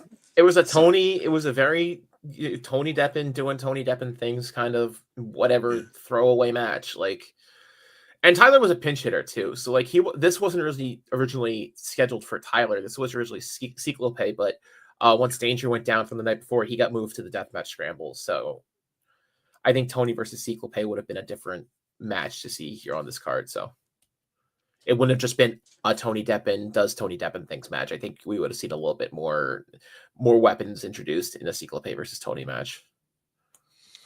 I didn't mind it. Tyler Franks look all right. We didn't see much of him, but I thought this was a good matchup for him against Tony to show in what little time. A couple of the cool moves he had, he had a couple like cool, unique moves that haven't seen too often. So I would like to see him again, but yeah, I wasn't given too much time to go too in depth there. What was it, 5.5 or something like that? Very short, almost 6 minutes. Well, not very short, but by GCW standards, that's a shorter match. Yeah. Just south of 6 minutes, 5:52. Okay.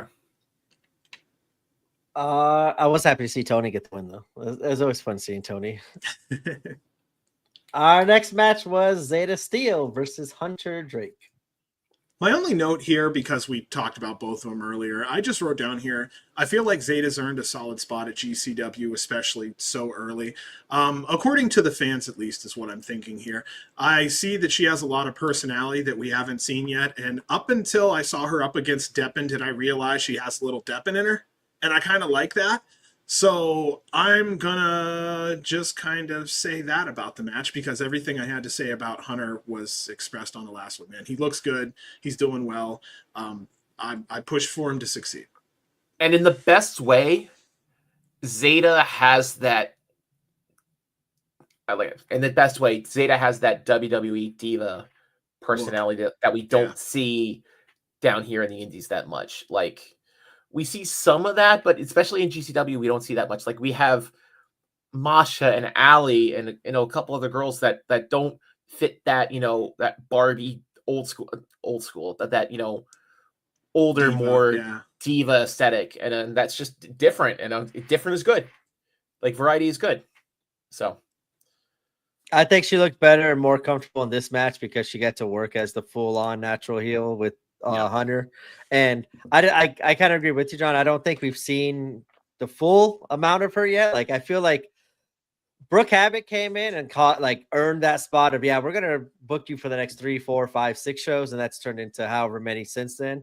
And I feel like we've announced Zeta for these shows. I just don't think she's clicked with the fans as fast as Brooke has. But I think this one, it goes a long way of showing what she can do when she's able to work at her more natural style as a heel. And I didn't mind her, as you said, Frank, too. That's a different version of a wrestler on the Indies, especially from female stance. So she comes in and works as a heel, but the WWE kind of version instead of like a GCW. So I do like seeing her kind of work in that style because it's something we don't see too often in GCW. Mm-hmm. And just like I said about Megan Bain, enjoy her. She's gone. It's a matter of when.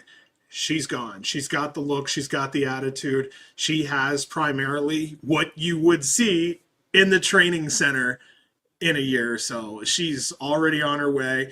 Enjoy her while you can. Yeah. No shit, fans. Get her signature while you can, because in 3 to 4 years, it might be a lot more expensive, or you might not even get in front of her. I've said it before about a couple people. I've been watching wrestling for 40 years. She's gone. It's just a matter of when. Do it while you can. I said it about Speedballs, said it about Bane, said it about fucking Nick Wayne. Do it. Go get signatures, get a picture, because in a couple years that could cost you $150 to get, and do it now while you can. That's why they're here. This is the time to get that picture of a young star before she goes up and becomes something greater.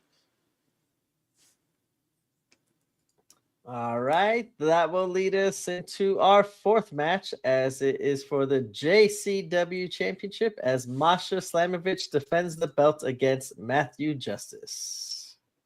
Okay. We all know how I am about this one. I just want to ask, is it fun to watch when we know the ending? I only say that because on Sunday, this day that she took this win right here was her 400th day of holding the title, and it wasn't mentioned on air at all. Yeah. But I'm just saying, we know the ending. I didn't know the ending here. I thought maybe this would be one of these surprise switches here because of what we've been saying. I thought out of all her title defenses, this is one I'd think, oh, she might lose. This was the most questionable of all of the, like, that's been one of our big pain points is, champion versus local hero that we know is just a time filler match. But like, this was the most will they pull the trigger match we've seen in a minute, where we didn't know if this was going to be the one or not. Really? I was actually more interested in watching this one. I thought we'd see some crazy fuckery with Justice here. Yeah. Well, I had fun watching him throw shit in the ring and hit Masha with it. That was kind of fun. I like that little spot, It was a comical spot. She could take it. It's all good. Again, I think this is me being in a mood or whatnot, but I wonder how much it's really a good booking decision for all performers to constantly lose to the smallest wrestler on the roster. Does that push Effie if Effie loses 3 straight times to her and then he becomes the champ 6 months later? Dude, everybody on the roster has lost to her. How does that make stars also? Yeah. Well, the fact that she's a TV champ too definitely rolls into that. I mean, it's the TNA Women's belt. But her being a TV champion definitely plays into that, I think. Well, I only just complain about, I'm the negative one here, but I love her. I love what she does. It's just we need to freshen this up somewhere because I'm getting bored. And I'd like to see some variety. And again, I think she's great. She's a defending champion. Maybe it's because we've seen her defend so many times. I don't want to say but yeah, she's the smallest one on the roster. And, Mance has taken a loss to her and Effie's taken a loss to her. Yeah. Everybody's taking, and the whole roster, no one looks strong because they're getting their ass handed to them by somebody who's 3 inches shorter than my sister. Same old stuff. Maybe I should just say that politely. Same old stuff. Same old stuff. And I would like to, I know she's to others, she's a one of a kind, and that's fair. To me, I think she gets a pass because she's 5'3", and that's what makes her cool. We've seen this before with other wrestlers who are magical under the age of, under the height of 5'3". And I feel like if she's amazing at 5'3", I want to see what a 6-footer would look like and what damage he can do. But of course, the 6-footers. Well, that's the thing, and that's kind of against her now. Is she's been such a fixture that we've seen her all the time, and we see her every match, and it's been the same old thing. And nothing against her. I think it's booking. Maybe she needs to lose it for 6 months and come back as a champion and dominate. But this is again Cornette that everybody hates to hear. But how can I miss you if you never go away? I'm not saying go away. I'm just saying I think you would make more out of 2 title runs than she would make out of 1. My thing is I've been enjoying seeing her, and I don't know. I will go against the believability there because the Russian Dynamite, when she gets going and crazy, I'm sorry, she's believable as a badass to me. Of just when she gets in that that and screaming and just goes into that psycho mode. To me, she's believable, and I really do enjoy watching her. I just don't want to see her as a champion right now. Like, I don't mind seeing her matches here and there, and I don't care about the wins and losses if it's not for the belt. Just make her drop the belt. I just and want the all belt of our to be issues somewhere with her else, goes away. Yeah. Make her lose it for 2 months and then have another chase. I'm all for it. I just need variety. This is not a Masha problem. This is a booking problem. And I would like to see just a little more variety, because otherwise, what's a championship match if there's no threat? I mean, it's just not as fun. But I'm the anti-hero tonight. Sorry, guys. Well, here's what I think. Like, I think her matches, she goes crazy. She could go have a strong match without the fuckery. When we get the fuckery, she goes crazy. When we've seen her kind of get bloody at the show about the carousel room a couple times with the light tubes, like, she's able to vary her style and switch it up. Like, that's what I don't feel like all her matches are the same. I feel like they're just chaotically different. But this is where, like, I hate kind of bad mouthing her, because, like, I'm not bad mouthing her. I'm bad mouthing the title run, as you said. That's booking of the title run. Yes. With her, because she's been like absolutely fun. Yeah. I would never badmouth her. I'm talking the booking aspect of it. I mean, that's all. I cut you off again, B. I'm emotional about this. What a bitch. I'm a bitch tonight. We just want to see the belts move in a believable, but in a logical way. That's my thing. It's logical. That's it. The logic of the booking, I think, would that's where a lot of my stuff I bitch about. I think with a little creativity, it could be done better. And it's nothing against her, because once again, she puts in the fucking work. I'm just saying, I love the chaotic nature of this match, man. I think what it is I still have one foot at WWE in my head, so I don't always believe when someone small is like Superman. Sure. I don't know. I'm sorry. And I get the booking. And I understand. For me, it's not believable, but I believe in the storytelling of wrestling. But every now and then, you just have to have a 6-footer go in the ring and put a boot through your fucking head, because his leg weighs more than you. Let's be honest. You know what I mean? I get it. I totally get it. Fans, we're big guys. We walk up to someone who's that size, we're like, all right, cool, good to meet you. But at the same time, I'm a again. She gives one of those screams and yells for me. I'm gone. I'm running. She wins. She intimidates and that's the thing. Like, that's why I feel like that's where her character kind of goes a long way for me, is how she like presents herself with that Russian dynamite and just explosiveness of the chaos that she brings. Yeah. Now imagine if a 6-footer was allowed to be booked that same way. Oh yeah, they'd run roughshod over the entire roster. Yeah. Right. So we're just basically just believing in the storytelling of wrestling, because we've all played some football before. What up, Rose? Physics. Masha versus Zeta. Sorry for being a downer. This is kind of where I want to see, like, the Zetas, the Marcus Matthews, the Jack Cartwheels. I mean, I guess if we want the Mason in there too, like, I think that's where this title is for those wrestlers there. Like, there are more, I don't know. I hate saying traditional, because every time I say that, and I always just picture this JCW title being a traditional belt, and then I look at this match and there's tables and ladders and chairs everywhere. So that counteracts my argument, but I feel like those are the talent that should be kind of chasing for that belt. And that would be kind of cool, seeing them carrying the JCW and the WWID belt going kind of hand in hand there. And I want a monster. I mean, on the independent scene, it's like the big guys are pussies. Why?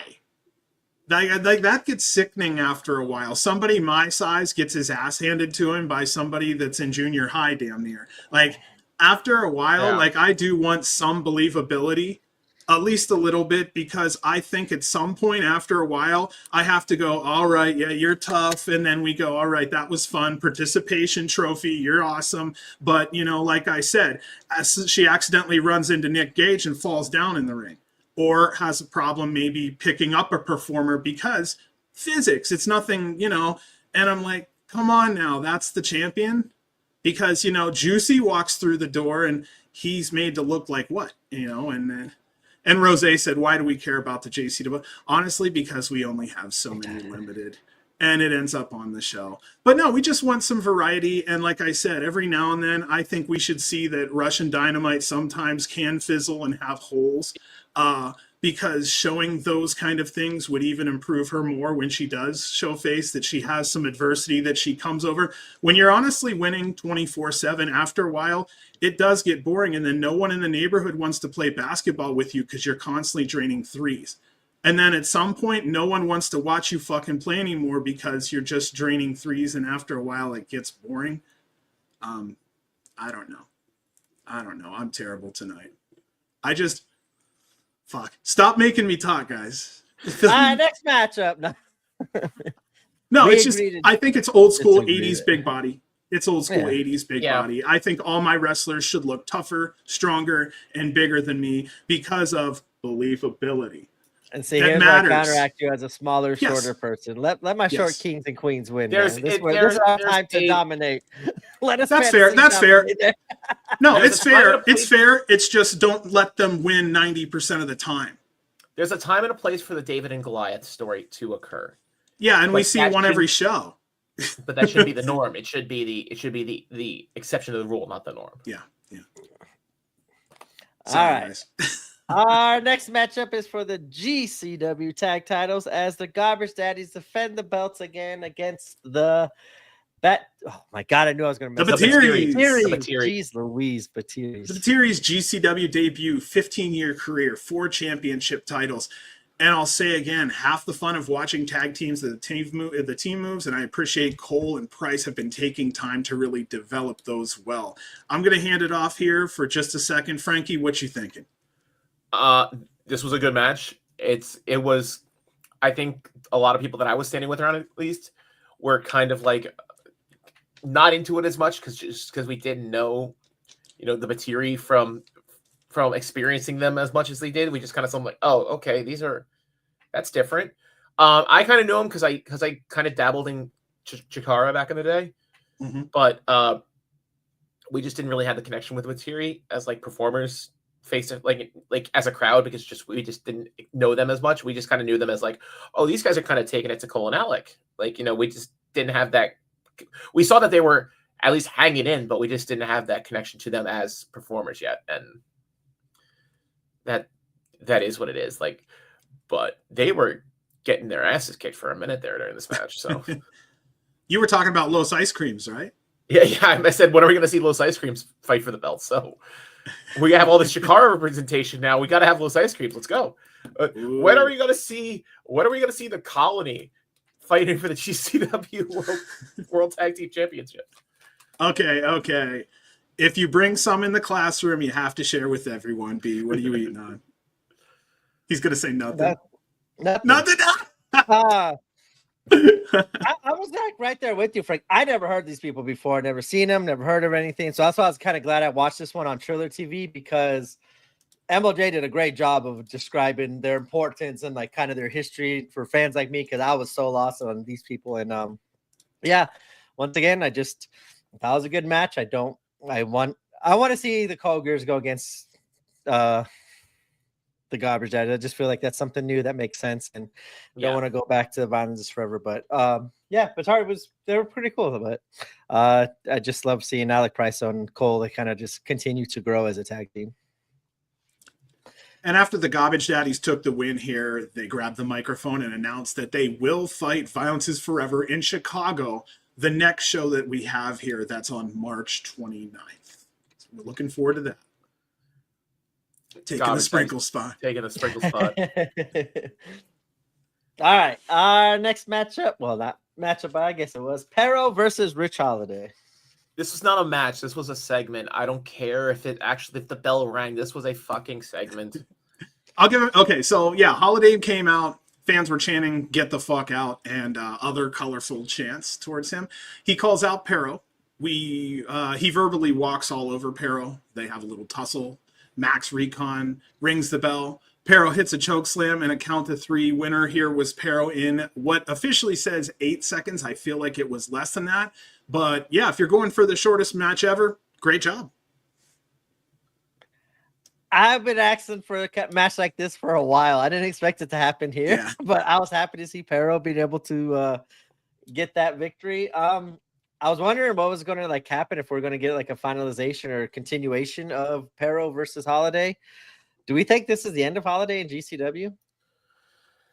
I feel like he's kind of like the way he's been tweeting out and kind of everything. It feels like something else could possibly be going on. Yeah, I don't know. GCW or somewhere else? I think somewhere else. Like for me, it just feels like that was kind of like his kind of thing, like him giving back to Pero. I don't know. Like I don't see how this could set anything up. Like, but Holidays, when he's given some shit, he can make some good stuff with it. But I don't know, like if he could, how he could turn this into a match with Pero and continue this to go into collective. I don't know where does this go from here.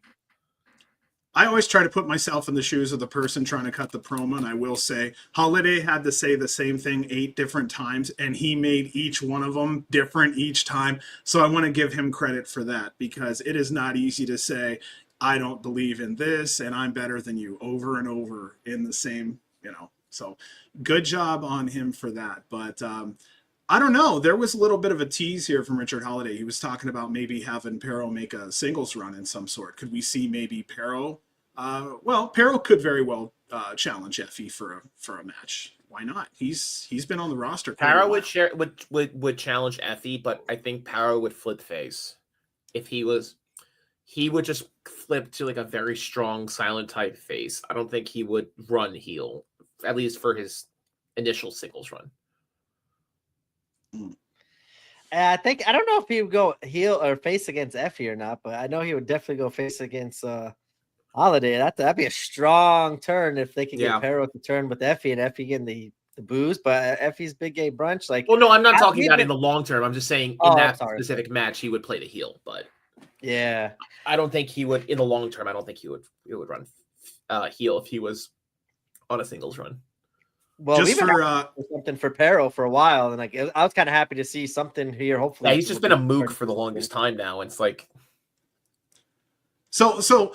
I would have had a little bit more of a beatdown on Holiday for a face turn, and then if you really wanted to turn Mason fully face, you'd put him back with Mason and then have them both come out together as a tag team you didn't know you wanted, and now you do.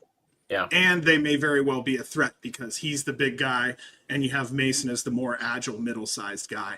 But that's just one idea. All right, that will go into our next match, which was a 6-way death match scramble, as it was Dr. Redacted, Ciclope, Hoodfoot, Jimmy Lloyd, John Wayne Murdoch, and Slade. All right. Here's how this one happened. Ciclope entered the ring with an electric drill. Slade entered with a sledgehammer. Jimmy Lloyd had a bundle of tubes. Hoodfoot with a bat with barbed wire on it. Murdoch, a weed whacker. And Dr. Redacted brought a trash cannon lid that looked like it already had blood on it.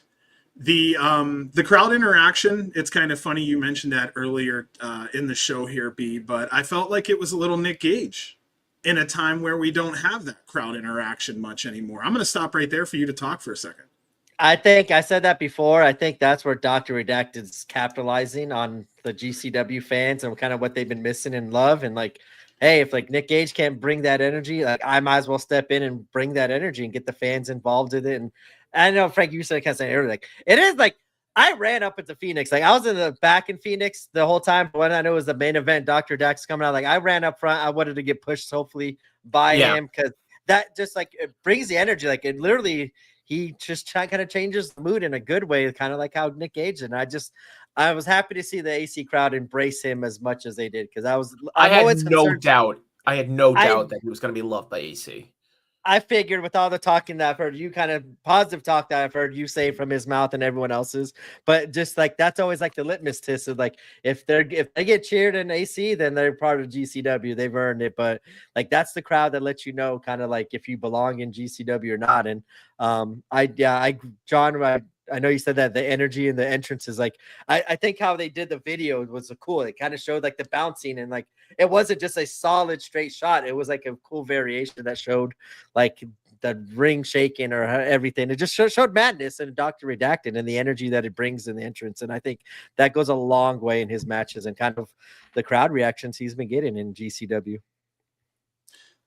We also had needles, gussets, chairs, green mist, and all the weapons that were mentioned above here. I'll tell you what, with this 6-person, like this 6-way deathmatch scramble, everybody that's in it for Dr. Redacted to pull out the win, I think was like a nod to him that, hey kid, going forward, we want to give you the blessing that, you're a winner here in a match full of winners. And yeah, go ahead, Frank. I'll add something out after you. Oh no! I think I've said everything I could have said about Redacted already for the Saturday show. But like this was a very loud match. Even the crowd was super hyped throughout this match. Just seeing all the weird shit, like Doc just flying knee through Hoodfoot with a trash can on his head. seeing Green Mist at all was just a shock. Like stop to a pin. Like, where did that come from? Like, nobody expected to see a Green Mist spot during a hardcore match like this. Well, I love it. That's kind of Dr. Redacted's Yeah. thing. He did it. He's kind of been using that as of late. Yeah. Which is another love cool it. little thing that fans love. It's just a cool little thing that he's like, hey, I'm going to slide it back in there. Callback to slated input. I did enjoy that one, and I got scared to shit. I ain't gonna lie. It's like that was a pretty cool spot there. Doc needed some wins for the win-loss record. I don't know. Yeah. Like I feel like he has been winning in GCW. Like I feel like I think just stepping in the ring, he went. Yeah, he's been taking a couple losses, but like I see what you're saying, but I don't think for the paper he probably needed it, but the moral victories, I don't think he's needed a win. No, none whatsoever. As long as he's performing, that's a win. Yeah. For me, at least. I had no. If you asked me his record, I wouldn't have had no idea. I only care about the performances. No shit. So, like, unless the belt's directly involved, I don't think anybody really cares about who wins or loses most of the time. No. I'm trying to make sure I could say this before I say it, but never mind. Brad's gonna say something racy. Watch out. No, I'm trying to. Let's see here. Hold on. I'm making sure it was announced before I say anything. Oh, okay. That's good. I will get to it. Right, I'll get back to it later. John, prep the rant music. Oh, I wish. I'm not ranting. No, this is a good rant. Like no. Okay. I should have really put that on myself earlier. Is what I should have done. Well, so I'm. Oh wait, never mind. That's not the match. Never mind. I'll just be quiet for right now. And again, I have no hate for anyone. I just don't like booking the way it is right now. I think more variety would be good. Again, this is also coming from guys who watch every show. Like, there's not a lot of fans who watch every show. So, I mean, we're constantly getting tapioca pudding where others are like, oh, yeah, I only see it once every month or two. They're just catching up with what we see 6 times in a row, to be fair. What are you guys' thoughts on the scramble, like deathmatch scramble match? We kind of talked about we've been wanting it for a while. What are you guys' thoughts on it? We haven't seen a deathmatch scramble. Like, we've seen scrambles, but we haven't seen deathmatch scrambles. And honestly, it might be too much. Like, I think the deathmatch scramble might be just a little too much. I think spreading it out a little bit more concentrated, like maybe a 3-way, maybe just a heads up 1-on-1, but it's good to watch the car crash once in a while, but I think as a concept, like as a recurring segment, I think the deathmatch scramble might be a little too much. And then here's what I'll say. I love the idea. Maybe not on a Sunday show. Maybe it should be on a bigger show. Outside of that, I love the idea. And you know what, though? On the other side, every now and then, maybe a Sunday show needs to have a much-watched banger so people tune in. Yeah. If you told me that the deathmatch scramble was going to be the lead-in to intermission on a Saturday, I would say, yep, good. 10-10, no notes. But yeah, it was like a Sunday. It was like towards the back of the card on a Sunday. It's like, yeah, okay. Surprising. Yeah, I don't hate it though. Hold on. I will say though, I'm with B. I'll take it any day long. But I was surprised that with the amount of people and how prestigious they are in the deathmatch industry, I figure that would have been something saved. And I would have had all kinds of promos on that. That was for me what the match I was looking forward to the most on Sunday. Once that was announced, I was like, "Holy shit, we're getting Ultra by the Scramble!" And as you said, the talent in that match, I was like, "Yeah, I was really this was one of my favorite matches of the weekend. I enjoyed it of all the just a quick. We kind of talked about it in, like, I think it was a UK show. Like they did like a 4-way death match in like 6 minutes, but just the amount of fuckery we saw was just awesome. And I thought it was cool. But I agree with you, Frank. I think that AC crowd once the violence here, the violence there, the violence later, not just all of it in one little hit and go. So I didn't even think about that. I like the concept, but I get what you're saying too. For me, I would love to see this match again. If we got one of those every now and then, it's fine. But I don't want to see that as a recurring bit. Okay. I want it to all fly. I literally just said I want it again. Frank said, "Yeah, no more again, no more again." And I get it. I get what you're saying though. Like it makes sense. Like yeah, if I came to see death matches, I want to see it more spread out instead of this is it, and then that's it for the night. But I get it's like if you like mashed potatoes, but someone can put too many on a plate at one time. God, that's a bad fat reference, but you know. Man, I can't help it. I try. I digress. All food. It's all food references in my head. Whatever. All right.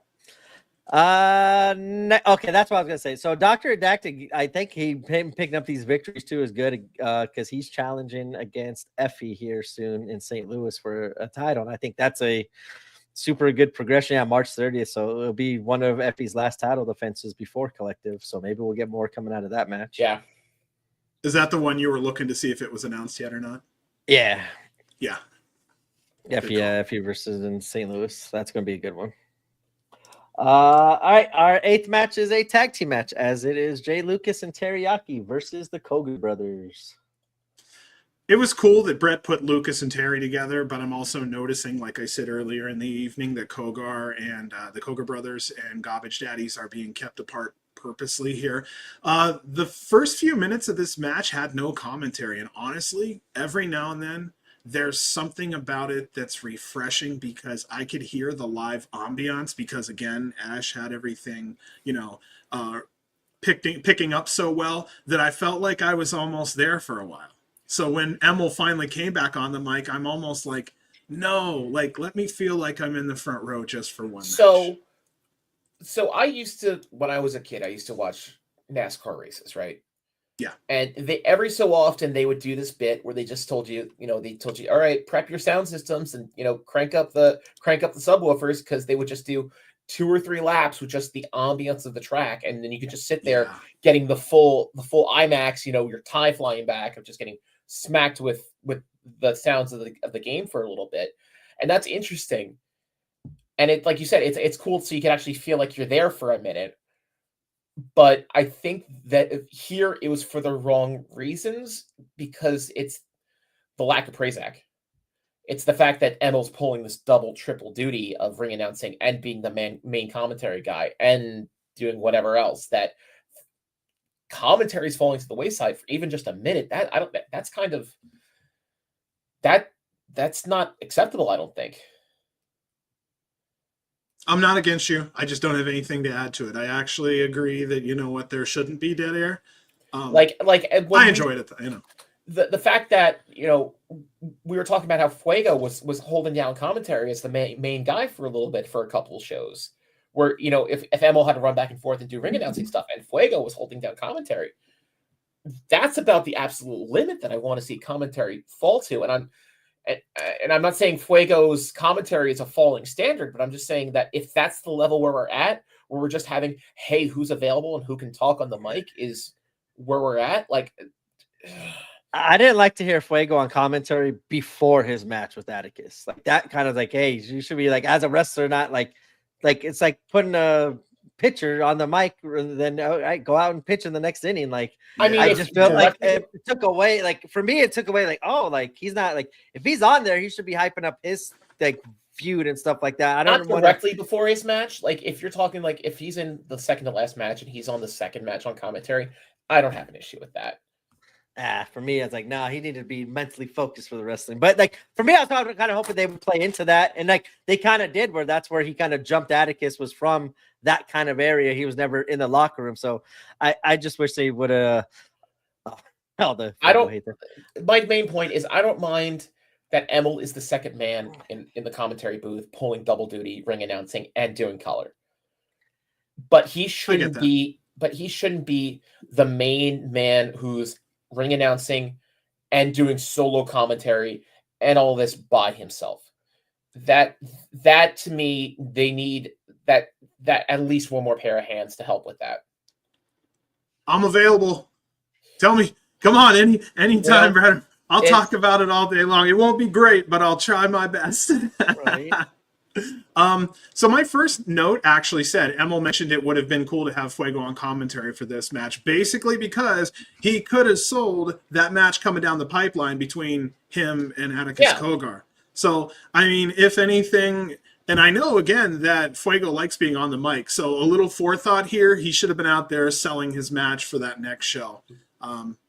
He was selling the injuries, though, from the night before. True. And I see where you're coming from, B. You and I both have that sports background where we're thinking the performer is getting ready before he has to pitch. There's no way he has time to take an interview. He needs to keep his mind focused on his game. So I see where you're coming from, dude. But I see it as like the 2-match buffer. You know, if he's on the mic for match 1, but he's fighting in the 4th, I see that as like a little bit of spacing. Yes, you can't have him directly before he's coming out selling a match like that. But I see it where it's like, you know, how long does it actually take you to prep kind of thing? Yeah. So I think this is where I actually had this thought when I keep seeing Speedball. We're grasping at straws here. So I mean, like, well, no, this is why I said, like, I think on commentary, like with the Praise Act being kind of gone, and I know this has been a thing even going into Hammerstein, I like Veda Scott is sorely missed in like this situation of with Speedball being on these cars to help fill in and help out in situations like this. And like, yeah, Nick Manawa, we were missing Nick Manawa. Like he usually does good on these kind of shows. I know we're missing quite a few, but I feel the same way. Like I like to hear these knowledgeable voices that are doing it. While yeah, it's been cool for me to hear Fuego and other people do commentary and Perch and everything. It was cool, like for that one show or for that one here, not for like every single show. If it's one show out. If it's one show out on Sunday where they're in Arizona and they're shorthanded, and this is a one-time thing where they're shorthanded and they're just bringing in whoever wants to talk on the mic.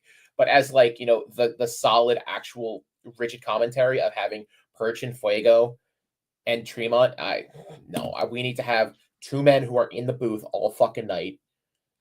Yep, I agree. I thought it was cool hearing Tremont too, but I don't want to hear this every single show. I want to. As a recurring issue, yes. As a one-time thing, yes. But as a recurring issue where this has like been going on for shows and shows, no. Yeah. And I'm Mr. Unpopular tonight. So I was thinking I do like the other performers getting in reps to try maybe different positions in wrestling. Because like I said, we found Fuego that way. And I don't know. I mean, we don't have our Hall of Famer. It's really kind of rough. I kind of feels like like when you do that show after show, it kind of feels like, hey, like you can't bring one here. That's what I'm saying. Like a well-known voice. If it's a one-time thing where we know it's like, oh, hey, you know, Prazak's not here this week, so we're bringing in, you know, everybody who can lend a hand. That's a one-time thing, and it's like, oh yeah, that was cool. That was a funny thing that happened that one time. But when it does happen again and again, it just seems shorthanded. And Drake one hit it. Bush League, yeah, absolutely. And we'll just default. Is there a possibility this is just the best you got? You know what I mean? Yeah, I totally get it. Yeah, I agree with John though earlier. I'm putting my hat in there for Vegas Collective. Me and John are calling a match. Vegas Collective. That's it. That's it. And there goes GCW. We talked about it at the beginning. We just want to call it. You just want to call it a series. There, great podcast, good game. All right, see you never. All right, goodbye. You know what, King of the North. I'll just mention it for a minute because he said, "Hey, folks, on and off again, listener here. Was just wondering where I can go to hear your thoughts on GCW hosting WWE ID belts on their shows and how that affects our identity." So yeah, we were just talking about that earlier, and basically, I was more pro on the fact that I like that GCW is getting acknowledged by WWE, especially since we have a large company like AEW who's primarily pretending they don't know they exist. And at GCW, especially at the independent level, it's just nice to be known that you're looked at as someone legitimate and someone who should be watched. So anytime the WWE puts up those 3 letters, GCW, there's going to be at least a couple million fans that may go, who are those guys? And I'm into having more fans to chill with at these shows. I thought it was interesting when they tweeted out just GCW. I'm like, whoa.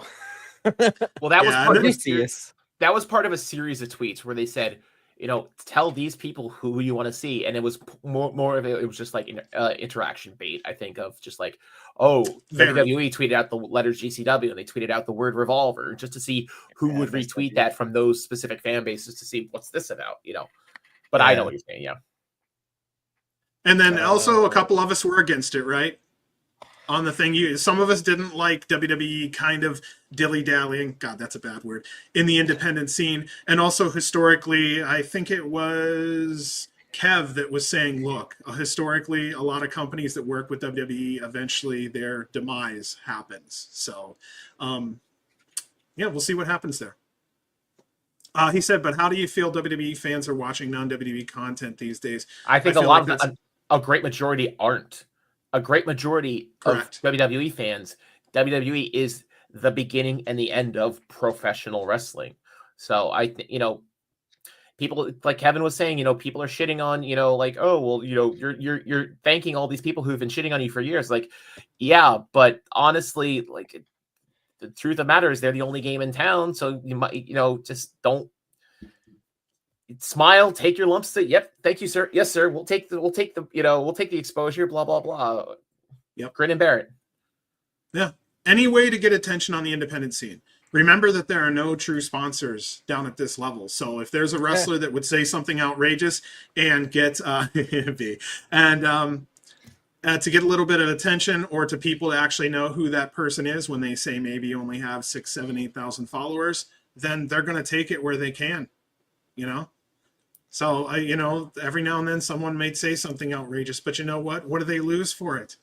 They don't lose anything, literally nothing for gaining attention, unless they say something repulsive and get themselves canceled. All publicity is good publicity at this level. That's what we had to say about that. Okay, back to this match here. I'm so sorry. You know what, B? You've been getting cut off all night. What do you got to say, bud? I kind of wish this was a squash match. I kind of want the Cougars to be presented as a dominant, credible threat to the Garbage Daddies. That's what I would kind of thought about this match. I mean, yeah, I love seeing Teriyaki just do all his moves. Jay Lucas killed it, but I just feel like story purposes, like this did not need to go 10 minutes. Like I would prefer the Cougars being built as a little bit more monsters in this one. But other than that, I thought this was a good match to continue to build the Cougars, and they did have the majority of offense. I just wish it was kind of more monstrous than what this one was. And it was a good breather match between the two hardcores too. It was. I'm with B. I would have liked a little bit more of a squash here, only because if you look at the Cougars, they look like a threat. Their music is awesome. Their history shows that they are credible threats. I'd book the fuck out of them. They're a tag team that actually dresses like bookends, and that's so rare in the indies. Yeah, they look. Well, what I'm saying is they remind me of a real threat. Like if they came up against the Garbage Daddies, they could just knock them off, yeah. No questions asked. And I think maybe that's why they're keeping them alone, is because maybe they're on two different levels here. And that has, you've got this young upstart that they're just a year in from working with each other. It's all feel good. And then you have a pair of brothers who have done nothing but bleed their career from day one. So, I mean, that's a credible threat. And honestly, the Kogar brothers breathe the GCW ambiance. Like they kind of have that air in them, and fans have been taken to that more lately. They have the hood rat vibe that GCW used to embody. That's an interesting way to put it, but I agree with you there. Yeah. It's that GCW used to be that unpolished underground, more so, in yesteryear, but they've sort of been away from that a little bit. But GCW, but yeah, they definitely do have that vibe. And like the Otis chair shot, like we were talking about, I physically cringed at that chair shot. I physically recoiled. I'm a man that I have 10 people who have seen me on hard cam sitting there looking down at my phone, not reacting to light tubes pop. And I physically cringed at how hard that chair shot was. Is that the one where he dove to the outside? He dove to the outside through the second. Yeah, and he just got Teriyaki whacked. Great One says something here that I 100% agree with as a huge fan of both Cole and Price. They need to get together on some matching gear. They need to show us that if they are serious, they need to take it serious. Also, I really would love to see, for fans, Garbage Daddy jerseys. I think that they could have put something awesome together. And I know it's a lot of money up front to print a jersey, but I think some of those would sell. Limited batch. 10 available, 15 available. A pre-show, we'll just even a pre-sale run. Just one pre-sale run. You know how many, I mean, ladies would love to buy Alec Price's jerseys and shit. Come on. I've been wanting to get a hockey jersey. When he came out with that Ducks one, that was kind of nice. Dude, he said he had, well, you heard in that interview, he has a ton of jerseys. I'd love to see, like, the collection. All right, let's do this.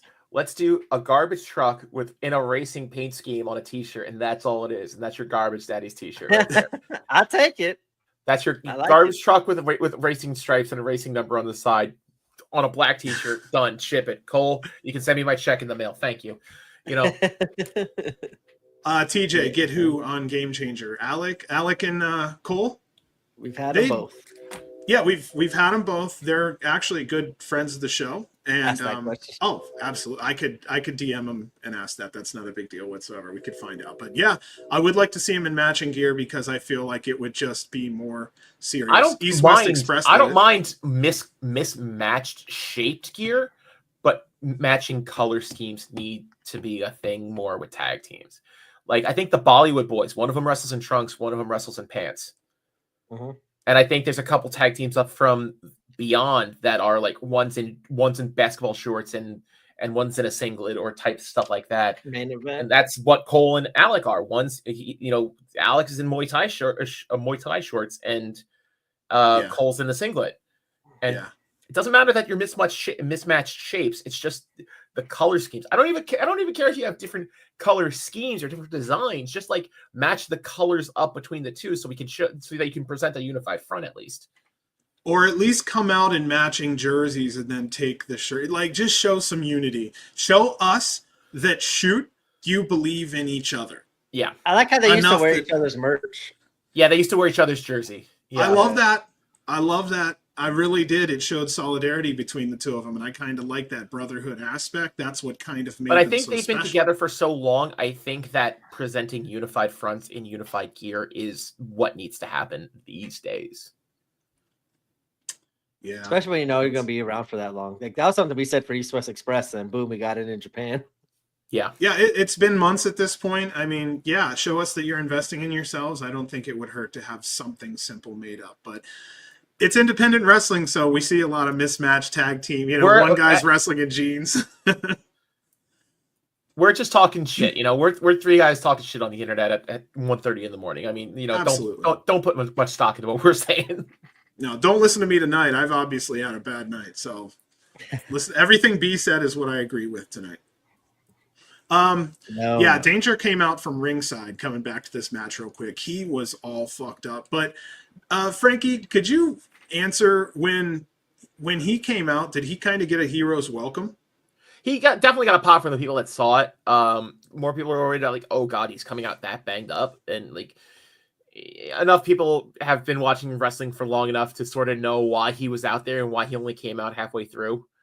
Yeah. Just to, you know, we're literate in the sport and we're literate in the tropes enough to understand why he was coming out so late in the match.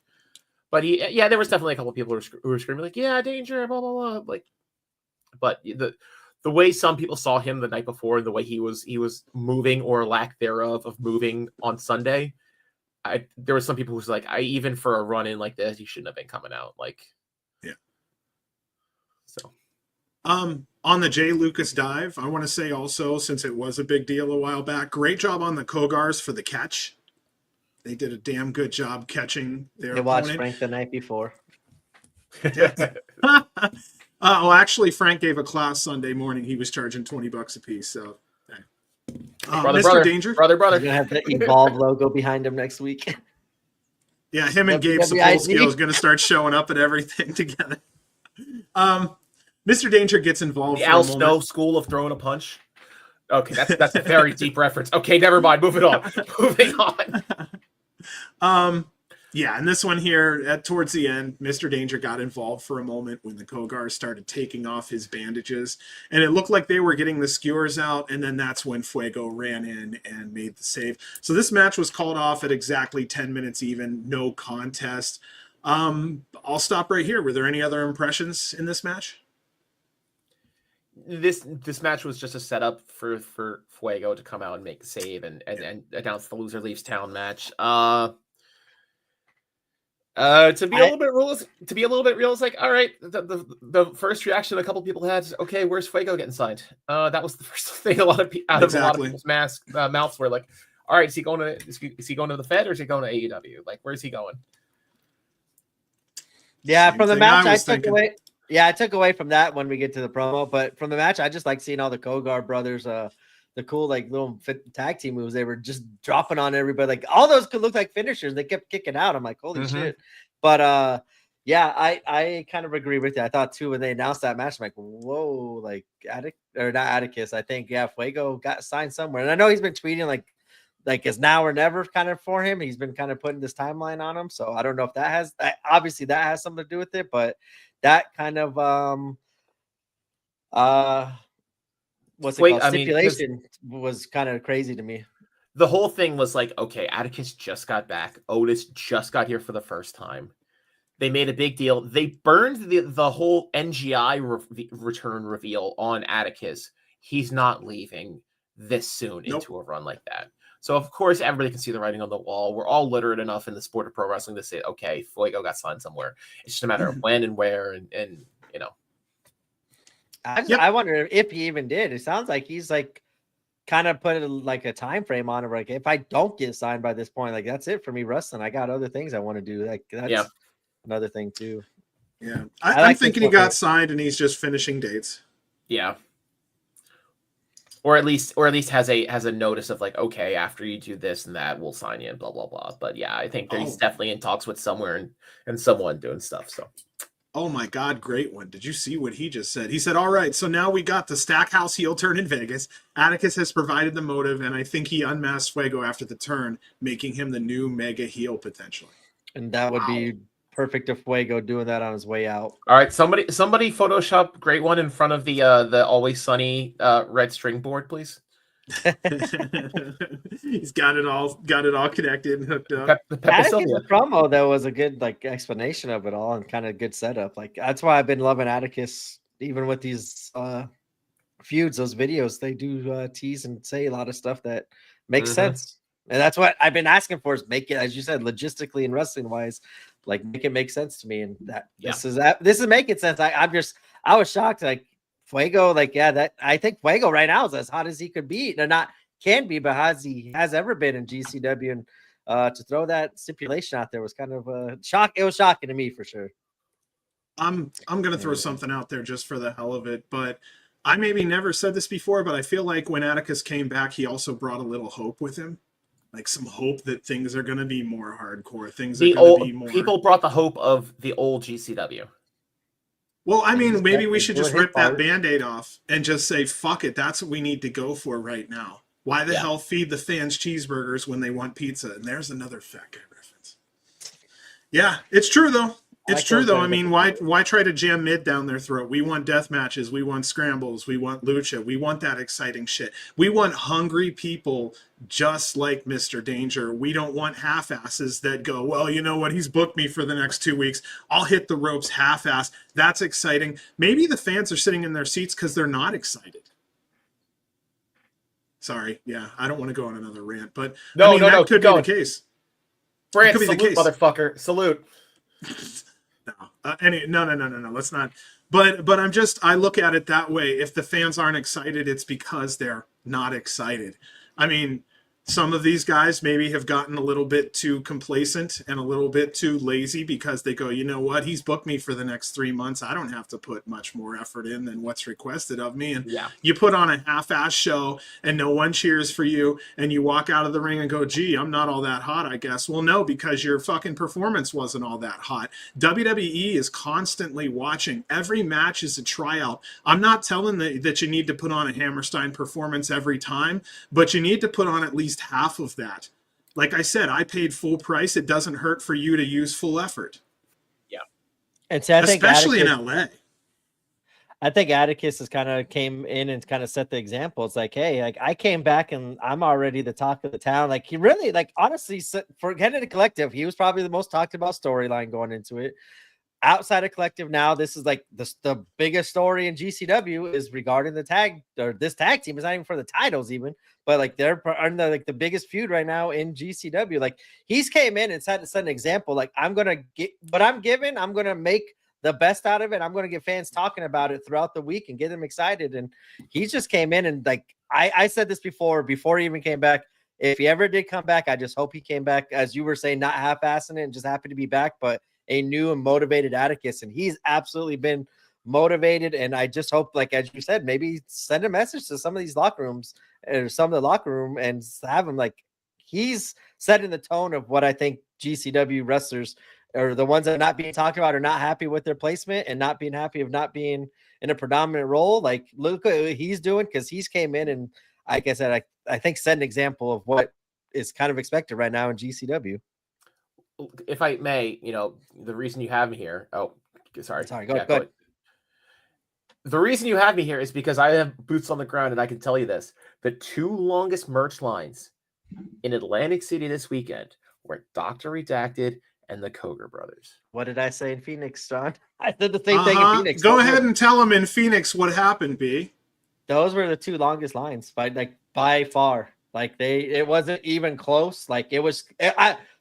To see it, and like we've seen Effie, we know Effie and Allie's lines, like, and those are out the door, out there. Like you got to go out the venue, you got to stay after the show because they do their time and give everybody. But in Phoenix was the first time I've seen any almost other wrestler other than like a Maki Ito and Effie, like Dr. Redacted and Atticus was the talk of the town, and like the lines were the longest, and it wasn't even close. And I just think that Dr. Redacted in the ring doing what I think GCW's like wrestlers like. He came in and got that opportunity, and he's going balls to the wall with every single opportunity he's gotten. And that's why he's getting main event matches and all these shows. And like, he's killing it in ring. And I think Atticus is just doing the whole complete thing and killing it. And I think their hard work is definitely showing when the merches in the booking. I guess I could say Atticus, I think, deserves a little bit more, but I just love seeing these hard work that those 2 are doing. I'm glad when you said that, I was like, okay, I want to see if it's the same 2 that I said in Phoenix. And sure it was, man. And it's just awesome to see that and hear that. And sorry, cut you off, but I want to hear more about boots on the ground for Atticus. Oh, no, that's literally what I said. Like, you had me here because I can see those things that people don't really, you really don't think about when you're watching it on TV. It's like the 2 longest merch lines were Atticus and Doc. And I'm trying to, now that I'm saying this, I'm trying to go down the list of who else was in line because, like I said, I was, in an altered state of consciousness at these shows. So forgive me if I can't get all of my facts straight, but I think Tremont had a bit of a line. Sequel had a table. He didn't have that much of a line, but he had a couple people. Fuego was at the end. He had a couple people. But surprisingly, like you said, Effie had a line. Effie didn't have a line, but I'll chalk that up to he's in Atlantic City. Everybody already says hi to Effie every show. It's not like a new territory where Effie's only been there once in his career. Effie's always been there, and he's just like Murdoch. He's got a couple people too, but like everybody said, like everybody's already got all of Murdoch's merch. Everybody's already got all of Effie's merch. For me, that was the most shocking part of Phoenix. It was like afterwards that line, like Effie had nobody either in mind. Like that, like as you said, I think that's like just merch fatigue, or like as you said, for venue fatigue, location fatigue. Like not even fatigue. You go there, you just bought everything that they offer. And I know Effie always has a lot. And he didn't even do anything in LA. Yeah. Wow, and that's coming from Great One, who just like me, huge Effie fan. Something's different there. Either. That's not the first time he did that in LA. Something's changed somewhere. Something's moving. Like maybe the fan base is moving. Here's what I took away from it, and I know we talked about Effie earlier. Like for me, it's like Effie had the longest line. Like he got to the mountaintop, and everyone's like, "Yay!" Now what's going on now? Like who else is doing the climb to the top here? Like what are they doing cool? And I think for me as a fan, just seeing the Effie the merch line not be there as much, And that's like he always had the longest. So like that's not saying anything. Like he even if he lost half his line, it's still huge. But I just feel like for me, the GCW fans are wanting like the new Dr. Redacted, the new Atticus coming back, and we're getting like a better motivated version of it. And like with Effie, we don't have any stories of anything. And Dr. Redacted, we had the story of him building himself to TOS. Atticus is making his own stories. Like, and I just feel like Effie, that's kind of hurting Effie right now. Could be merch lines and just fan interactions of where is Effie as our world champion going into collective with this. And it's those little things like, as you said, fans might not see, but when you hear about it, like it makes you do think of what could possibly be going on. Clown said, Effie has talked about it recently. He doesn't want to travel with a lot of merch. He doesn't want the huge line. He said now he will just direct people to his merch store if they want to buy something. That makes sense too. That's cool too. It makes sense. Yeah, just have like a little QR code there for you to scan. That's a very interesting approach. I'm really surprised by some of that because like for me, a selling point is I don't have to pay tax and I don't have to pay shipping and handling. Yeah, so I like to buy a 25 person too. Exactly, because a $25 shirt costs $25, not $40 with shipping, handling, you know. So, Rose said lazy. You know what? It's just him probably trying something different and new. I mean, I'm sure it could get very hefty to carry around, you know, a bag full of merch, but I mean, that's money. I feel like, you know, but he's done that job a lot longer than me. Oh, that's a great point. Great one. Right there. Southwest is getting rid of free bag check. Yeah. Yeah. So how many shirts would he have to sell just to break even getting off the plane? Right. Yeah. That's a good thought. Right. It was nice to hear though. Atticus and Dr. Redactor had like one of the longest lines AC because that's what I saw in Phoenix, and I kind of felt happy to see them get the love back from people. Merch lines don't lie. That's where the enthusiasm is.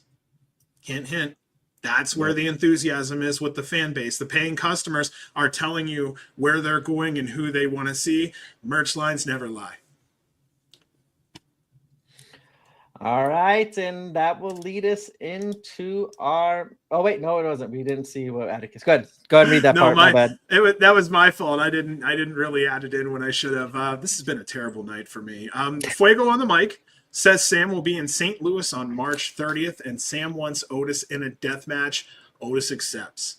Fuego said Atticus don't care about GCW. GCW was better when he wasn't here. Huge bullshit chance. I hope they heard me saying bullshit in Las Vegas.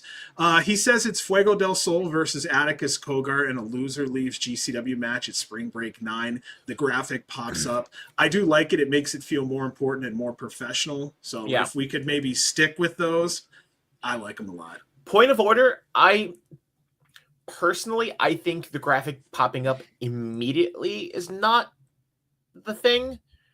I think like, okay, so we had, the TOS winner, like, for Doc got his, in TOS graphic. You have two options there. One of those two people are going to go in. I understand you prep two graphics. Okay, so John Ash had a Doc graphic and a Hoodfoot graphic, and he could just pick which one was going to pop up after the 3 count. But for something like a loser leaves town match, having that graphic prepared so quickly, it just felt artificial is not the word I want to use here in professional wrestling because we all know. But that's the vibe, and I think B knows exactly what I'm talking about on that. So. Yeah, I agree with you. It kind of made it seem like it was not really like obviously it kind of took the realism away. But I agree right here with Great One. Like Atticus, like I didn't even agree to this. Like, hold up, like why is this on here? And I wonder if that might have something to do with it, and that kind of plays into this whole thing. If that plays into it, that's a different conversation to have. But have the graphic pop up as the guys announcing the match. Have the graphic pop up after the show where you have 10 minutes where somebody can punch in the two faces and a little lower third. That makes more sense to me. It's not a big deal, but it is a little deal. It's one of those little nitpicks. It's like, yep, I agree with you. I felt the same way too. I was like, wait, like Atticus didn't even agree to this. Why did they? I said that out loud. Like, why did they put it up there? Atticus never said yes. Like Otis said yes. They should be putting Otis up in some Sam Stackhouse is what they should have done. But even then, it would be kind of too fast because you didn't know that, and that would even be more crazier. But well, I mean, having a list of things to complain about, but it is a death match where somebody says like, okay, I want Otis, blah blah blah, and I went to management and I got my match. That's one thing. And if you spring a match on someone like that, that's fine. But if we're just talking about, I'm challenging you to a loser leaves town match and you haven't even agreed to it, that's a whole different other issue to have a graphic prepared for already. Like I said, little nitpicky shit that we're talking about in pro wrestling. We're watching guys, play fight in shiny pants, but But this is where Atticus, I love Atticus. Thank you. Clown, you're on my butt. Atticus is keeping the realism of this kind of thing. Like, I love how he's blurring the lines and kind of like, hey, like I didn't agree with, like, he just is keeping it real. Like, he's keeping it real with wrestling, and I don't know if storyline, whatever, works. Okay, even if just him saying and acknowledging it is like, for me, kind of agrees with our point we're making. It's like, yeah, thank you. Like, why are you putting that up there? You never said yes, so why is this ain't an official kind of thing? And yes, I know you're saying keeping it real, and I know we're all tap dancing next to the flashing sign that says professional wrestling, keeping it real. But I would have liked to have seen Fuego talk his shit and then throw his mic at Atticus. Like, I want an answer. And then Atticus could have held the mic to his fucking like his mouth and then just dropped the mic and walked. Creativity.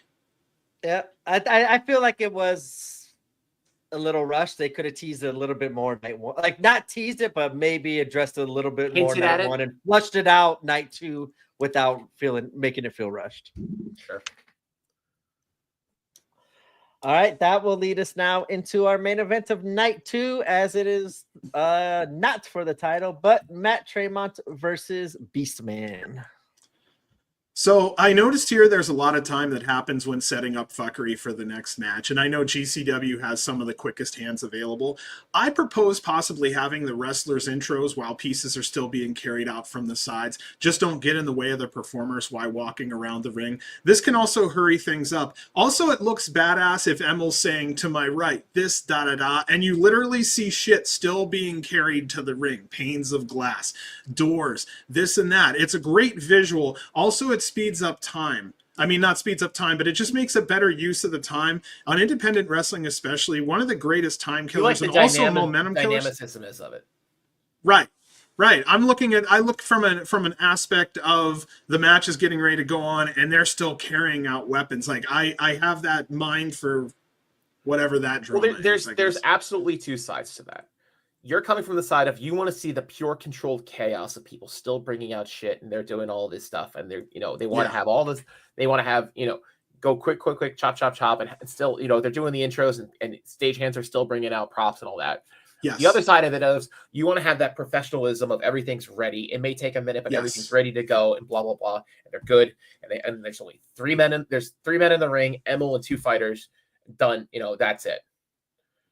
Do you feel that more door bridges and shit maybe should be set up before the match starts, or do you think there should be two stagehands ringside at all times? And why both the wrestling redacted could go, I need a door bridge like in TOS when you see stagehands setting up a spot while the guys are still fighting in the ring doing something else in the other corner.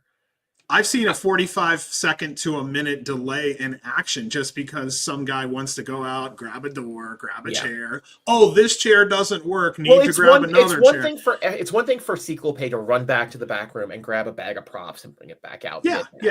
Because that's like that's kind of a rest spot because, the other guy's doing, he just got hit with something and he's doing whatever. So it's a time for him to, recover for a second while someone else runs to the back. And that brings up a moment of suspense. Like, what's he getting from the back? Right. But just having one guy just set up a spot for 2 minutes while the other guy's just, playing dead in the ring. Yes, I get what you're saying there. Yeah, because I mean, if he's out where he can lay there for 40 seconds, just cover him for 3 and fucking finish the match. Yeah. But I got to put him through that door. It's like, if I counted in an 11-minute match the amount of time that the wrestlers take on the side to grab shit, on average, it's 20 to 30 seconds just for a door bridge or more on the floor.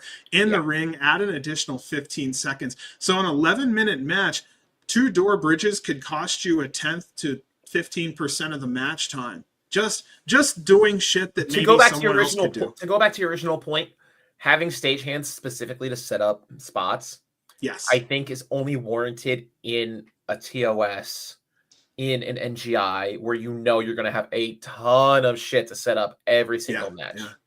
But in your death match that's match 6 on a random Saturday in Atlantic City. No, have the lull. Let it breathe is what you're saying. Yeah.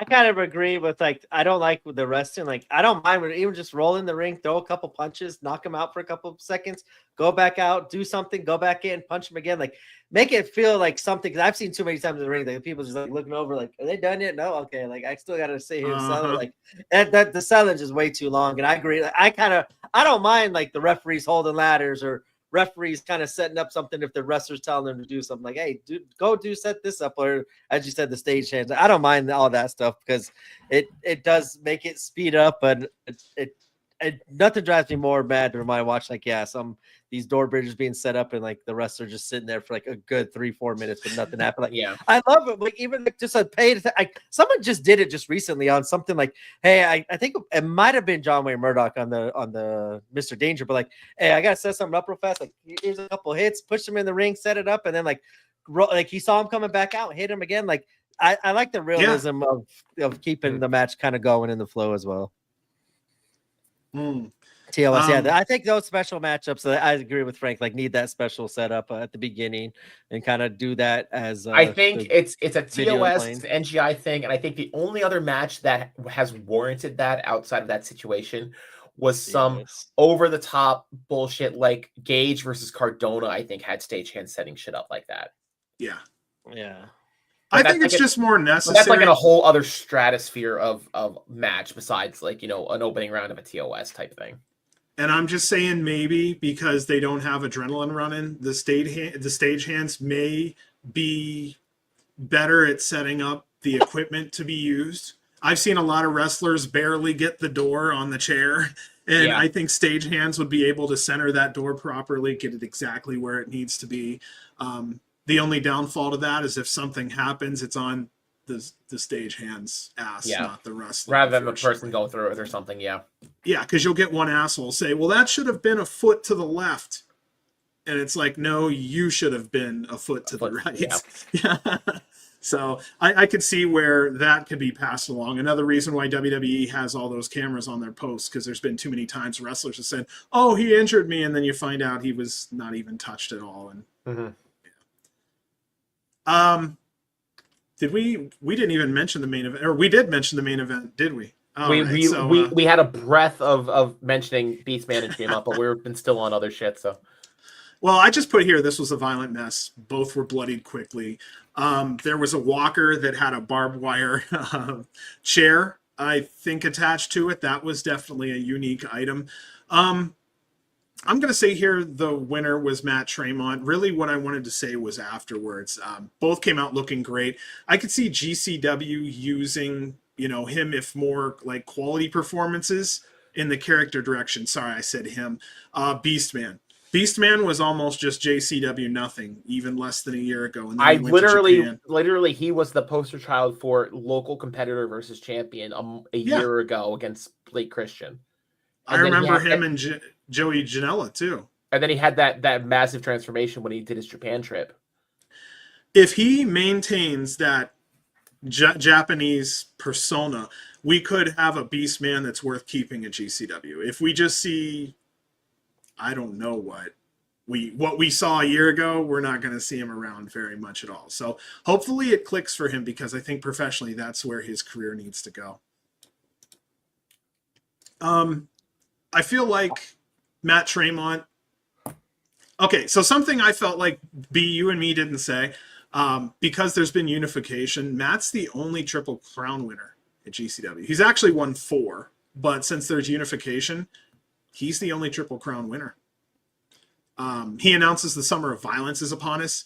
He also announces himself for TOS X. Matt leaves the ring, and we close the show with Tremont mean mugging the camera. What are you guys thinking on this one?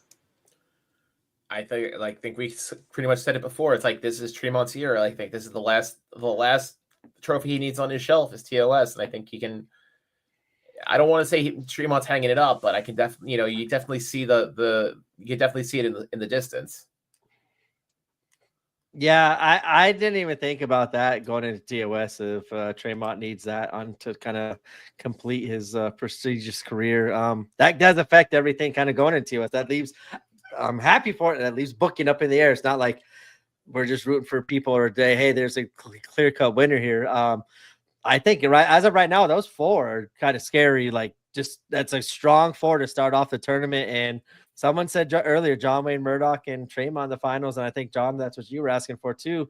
For me, I would like to see new blood, because that's where I feel like we're in the stage now of the newness. But with Frank, like, we're not in there yet. We're almost there, but Tremont's like, this is his time, and he's going to put his stamp on his career. Tremont's going to put someone over. Tremont's put over people in the finals of TOS before. I think this is the year for Tremont to be selfish. Yeah.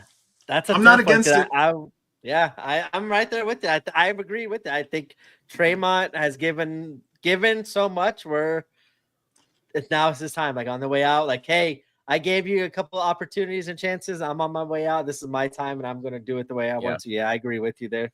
But who knows? Like, that's a strong field, and I for me personally, I would want to see new blood coming up here.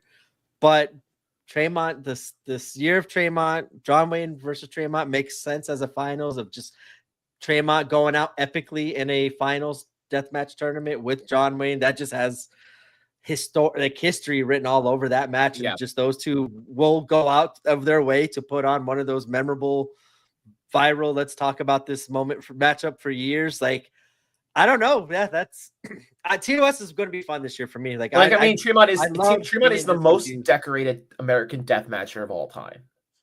Also, 51% of the time that Matt Tremont's in a tournament, he's in the finals.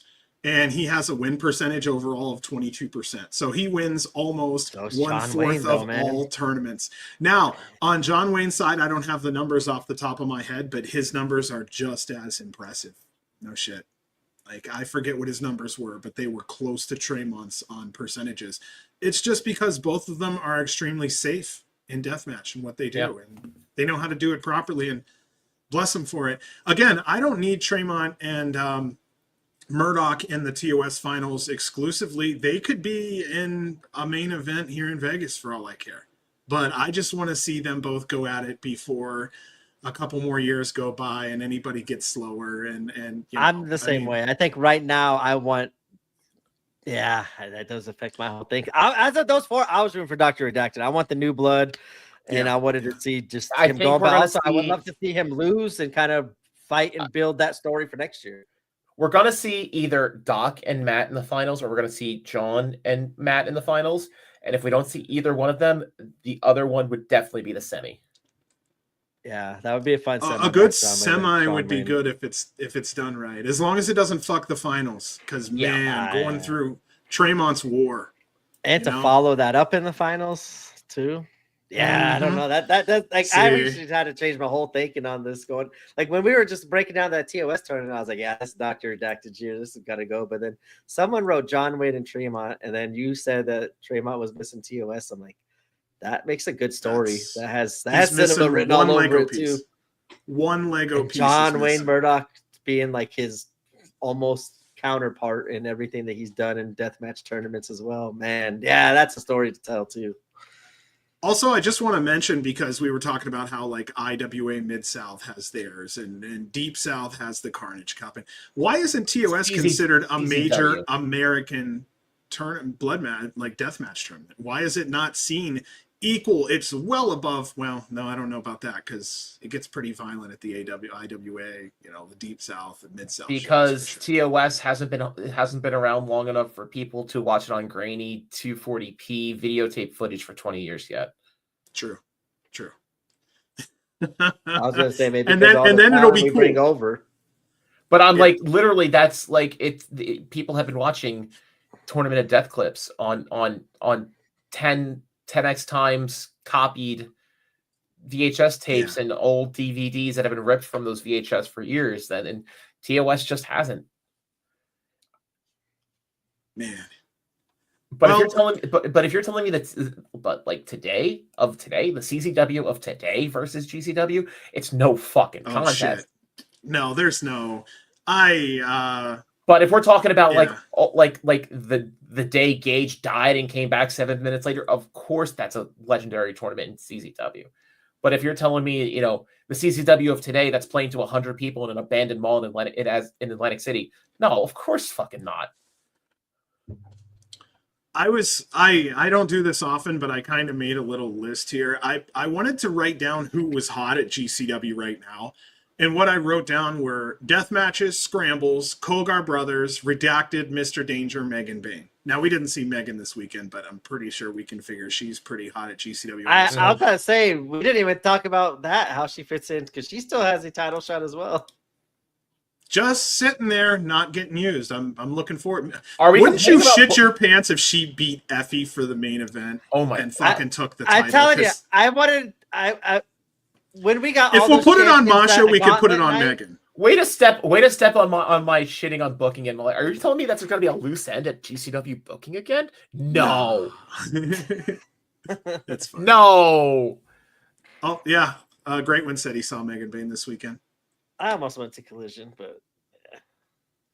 I don't know, man. Yeah, like I said, that's who I have who's hot right now. And the one thing that was important about that off the top of my head was, at least of the performers, none of them were in a major GCW anything 1 year ago.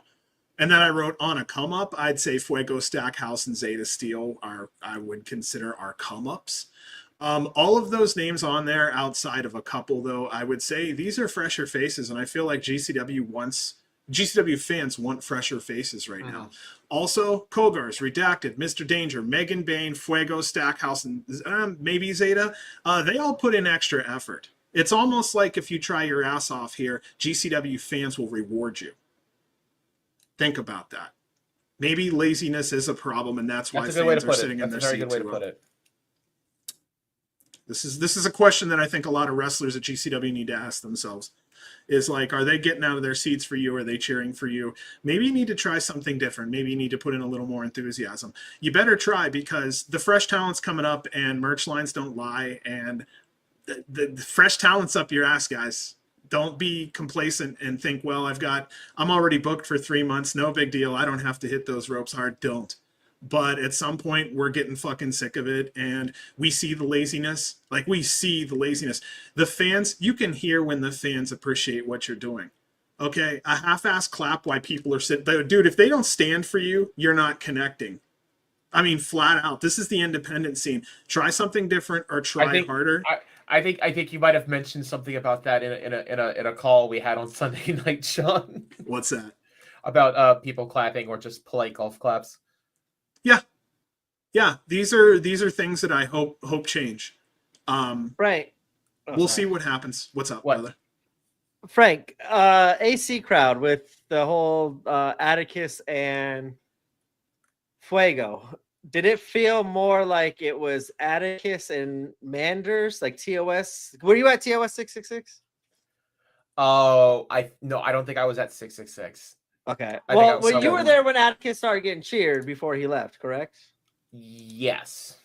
Like, how did that feel, like, this reaction? Did it feel more authentic? Like, they're happy to have Atticus back, and, like, your cheers continued, like, for that kind of push? They're happy to have Atticus Or was back. it, like, was it more against Fuego is my kind of like, how did the AC crowd react to both of them separately, I guess? Because, like, those two, I always kind of wondered how the AC crowd would react with that. Atlantic City doesn't hate Fuego. I think that the louder cheers were from the Deathmatch Elite, the Chuds, cheering at Atticus from knowing him, from his ICW work recently, or his promo work, and just the fact that he's back and he's a fresher face. I don't think it's not cheer Atticus and fuck Fuego. I think it's a little bit of both. It's just that Atticus is just ever so much more. And I think that the cheers for Atticus are just drowning out at the Fuego cheers, and your average Chud saying fuck that, fuck Fuego, just to emphasize the Atticus side more. Have you seen Fuego in AC before this or no? I think he's been in AC a couple times. I think so too. Like I just wanted to see, because for me, Atticus returning to AC and what kind of reaction was a big deal for me, because me and John, we just got done watching TOS 666 for the GCW Patreon, and that obviously everyone knows was like Atticus is coming Rose out is calling me. partying. Rose is saying I'm being nice, but I think it's a lot of. There was a lot of people who. Great one said there was a lot of people when Fuego said that GCW was better without Atticus. That was a pain point of like, oh, we're getting into that, that Edge, Hardy, and Lita territory of the real shit coming into the story. Learn the lines, yeah. It's real shit though, dude. It was better. I'll say it. It was more exciting. It was better. I review these fucking shows for History of GCW. I can tell you what a good full room looks like when it's enthusiastic and they're all on their fucking feet and they're all half drunk and they want to see blood. You're saying GCW was better before I think Atticus than it was after the Atticus when they left? Oh, well, I'm sorry. I'm just saying that I felt the original Atticus run was better than kind of this happy-go-lucky kind of run that we've... Okay, so I feel clear there because I heard it a little different. Sorry, and well, it's also late, so I might have been saying, but there was a point where the death match dropped off, and it became a lot of hee ha ha joke bullshit, and all the real fans fucking left, and everybody who kind of wanted to sit around and watch the ha ha bullshit, where like, we go to Japan so 7 dudes can stick their noses in each other's asses instead of watching a death match. That at some point was actually considered better entertainment. And a lot of fans looked at that shit and went, what the fuck is that? And then turned it off. And there's a bunch of us that were nice going, hee ha ha, that's really funny. But no, that's a 30-some, 40-some year old grown man who has his nose in someone else's ass for not a lot of money. That's not really as entertaining as some people think. And then we get to see it a second and a third time when we go to Japan. And it's like, that's kind of fucking stupid. And someone maybe needs to be an adult enough to say, that's not entertainment. That's not wrestling. Maybe it's cute when you're 12, but watching a full-grown man with muscles stick his nose in another full-grown man's ass is kind of fucking stupid. And maybe it should be said that way. That's not entertainment. That's someone's sick fucking joke. And honestly, it's really stupid to watch. And shit like that is why we get made fun of as an organization. And maybe that's why that shit is stopping, was because people are sick of seeing that corny shit. If you want to go watch a man stick a fucking nose up another man's ass, go to the club where you have to pay a certain amount of money to get in to watch it. Because that's just not what a lot of fans want to see. And I'm just touching on it now. A lot of that shit didn't fly, and that's why there are half seats in some of these buildings that are just half full. Okay? So maybe, just maybe, like, this happens in wrestling constantly, dude. Joking sucks in wrestling, and half of the jokes that are made are not that fucking funny. Flat out.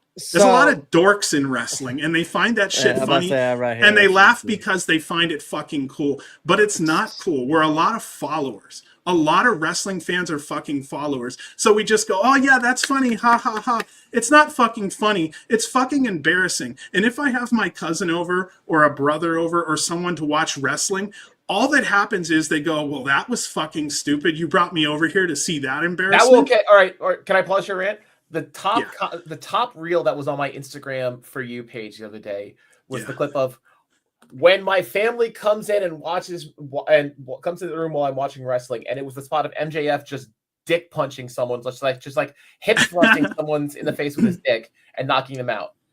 Yeah, it's all the technical chain wrestling of Irish ropes into the whips. It's like, no, it's always the dick spot. It's always the dildo curve stomps. It's always yeah.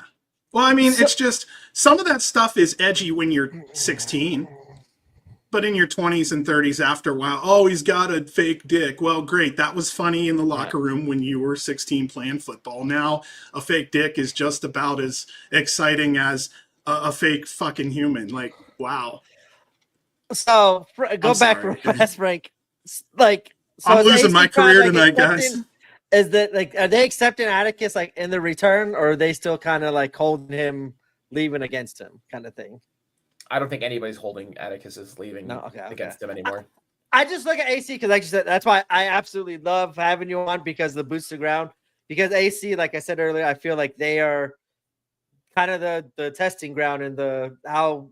If you make it for the AC crowd, you're going to. I think be there even for GCW if crowds. there was that sentiment still hanging around, I think his enthusiasm to putting in the effort and the packages he's put together has shown that he's like Fuego's whole promo was definitely saying, like, you said fuck this place and you left and you went elsewhere and you did whatever, and now you're coming back here. And I think the perspective from Fuego's promo was like, you're only coming here for clout because GCW is the only place that you can do it anymore. I loved it. I mean, that's the position you should be holding on that kind of promo. Yep. Yeah. But the people who were like, Rose's even saying like,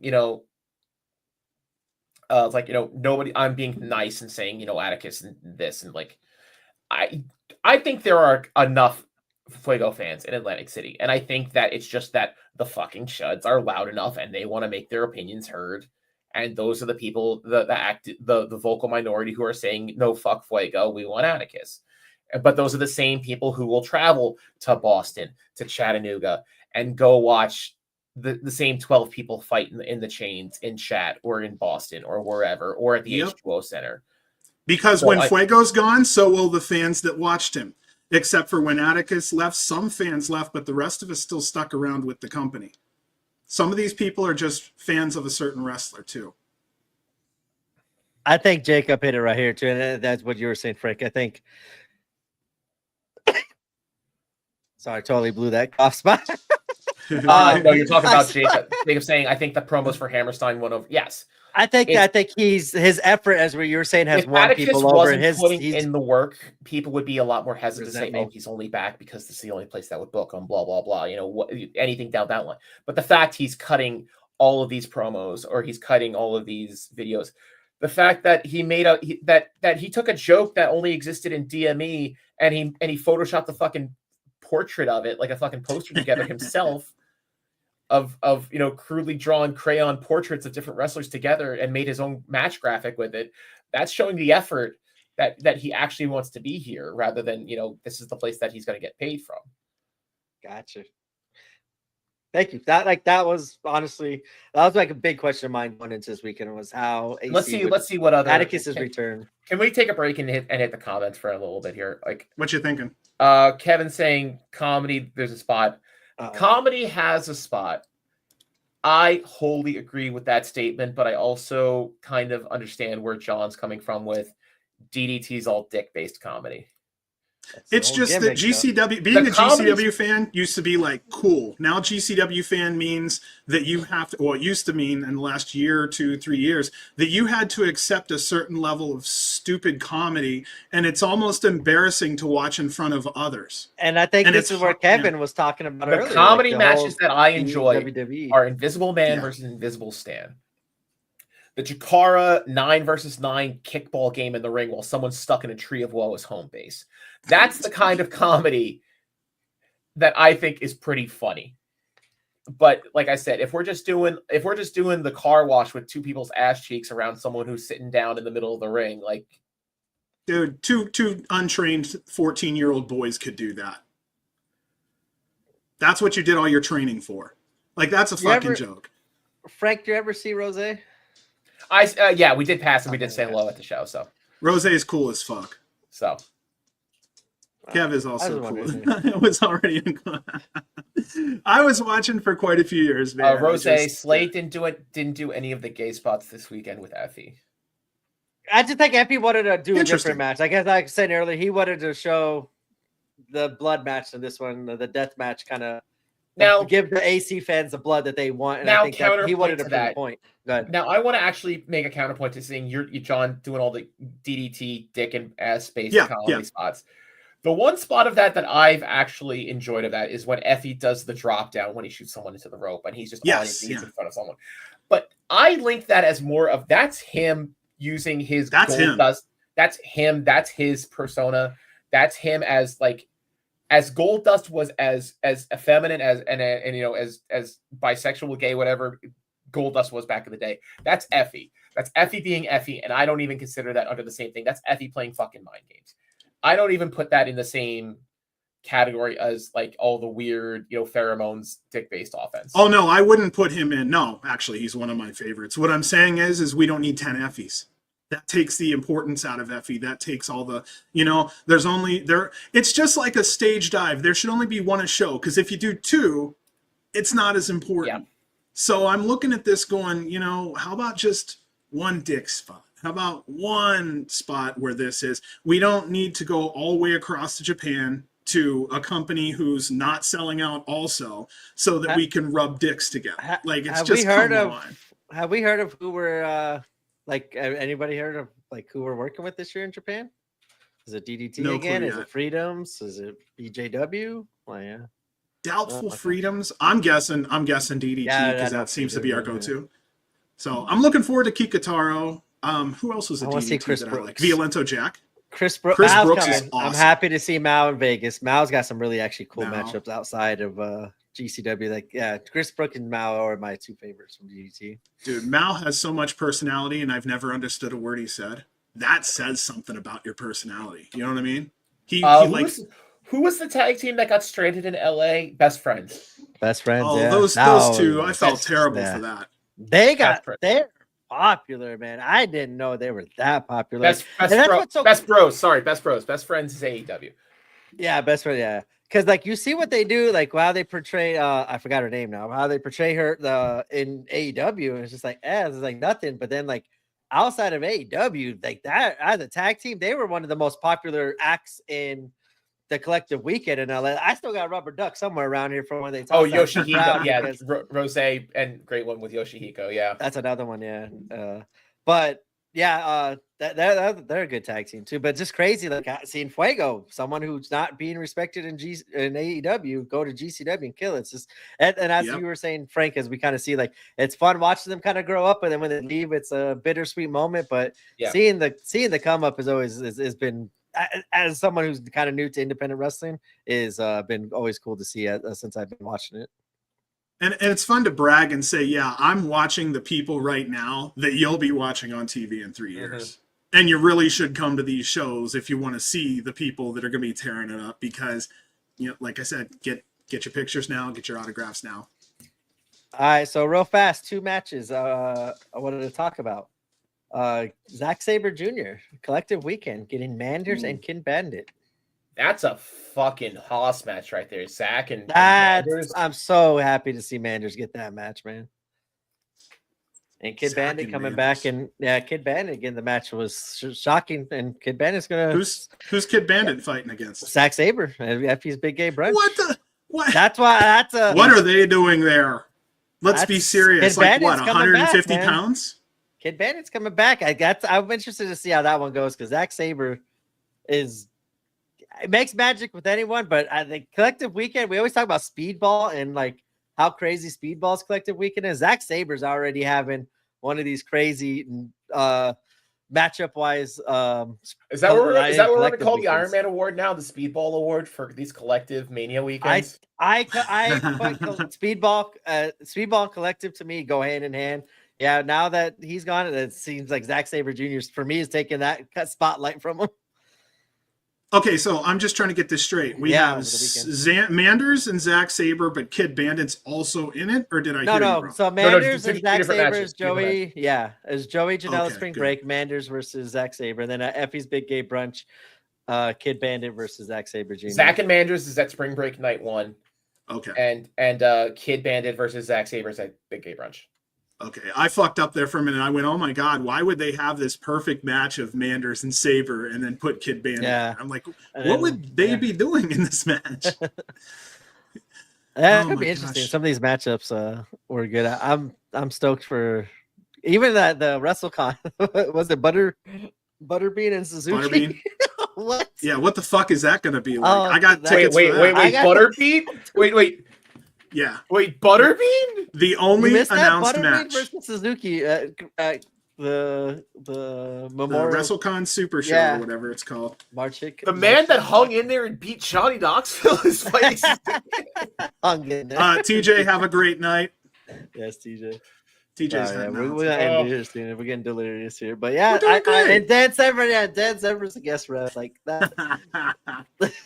Dude, that one. Hell yeah. I'm so happy for that one. I've always wanted to go, like, see, those are always outside of collective weekend. I always go out of my way to watch those shows because they always have all the crazy dream matches. Okay, that right there is the definition of what I always tell people about pro wrestling. Wrestling is dumb and stupid, and I hate it, but it's amazing and I love it.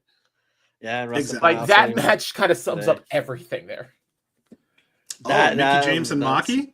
Yeah, that was just announced, I think, today. Wonder if she throws up the MBK sign. Nokiaism. I think that is a good that's a telling Quote sign of the of, night. like, if Maki comes out as MDK Maki, or if she just comes out. She's been coming out as just, normal Maki. She's but lip sync I haven't Maki. seen her. I like to call it lip sync Maki. She just holds the microphone and goes, yeah. yeah. While her music plays for 2 minutes. That was one of her first AEW debuts. There was like a big rumble in the ring, and there was like 10 people going out of the ring, and Maki's just doing her fucking singing and dancing on the stage. The wrestling arena. She's something different. I like her a lot. Yeah. So yeah, that is it for everything tonight. Next week we follow our socials. It's up in the air who we got coming on. We got some guests hopefully lined up. But yes, keep in touch with our socials. Frank, East Coast Correspondent, thank you for so much tonight. Yeah, that was good information you brought there with the boots on the ground. Hell yeah, man. Appreciate you coming in for sure. No Always worries. bringing a ton of value with you, man. My pleasure, guys. All right, anything you want to say out there to the chuds, to the fans? I've said so much tonight, I'm afraid to wake up tomorrow. Yeah, I'm just gonna wake up to 16 fucking pings from DME Elite tonight. I'm like, oh great. Can't believe he doesn't like this person. I'm like, no, I just don't like the booking. Don't kill me. Yeah. No, that was good. Yeah, I got nothing else to say too. Other than keep an eye on our socials. We will announce it as soon as we get it finalized. Who our guest is next week, or what our plan is for next week. No shows. That's why you want to make sure you answer them DMs, wrestlers. Hey, yo. Just saying. We had you booked since February, dude. Jesus Christ. Rose, I am unfortunately, as of right now, not, but it was on my, if it was at the carousel room, I'd be in there. I'd make plans out, but I don't, terminal's not getting me there. That is the top of one empty pocket right here. I don't know, that's a strong TOS lineup already, though. So we'll see. It's something we do have to do at some point. I think Brett, Game Changer Weekly needs to show up at fly us in, at Brett. TOS. We'll do a pre-show. Oh, book us. Well, Jesus, thank you everybody for coming out tonight. Jacob, Clown, Rose, geez, great one. There were so many people here. I can't get through them. Oh my gosh, TJ left already. Busy chat tonight. Kev, yeah, man. Great one as always. Our West Coast correspondent, great one. Love you. Yes. All right, let's send him out of here. Here we go. Yeah. We did it. Frank's already checked out. It's 2:30 in the morning on the East Coast here. It's true. What else are you doing? Man, I'm ready for a party. I'm dead on my feet right now. I was gonna say I'm going downstairs and I'm gonna party. So I gotta drive to make tomorrow. All right. Okay. Long live GCW. GCW. Love you. Good night.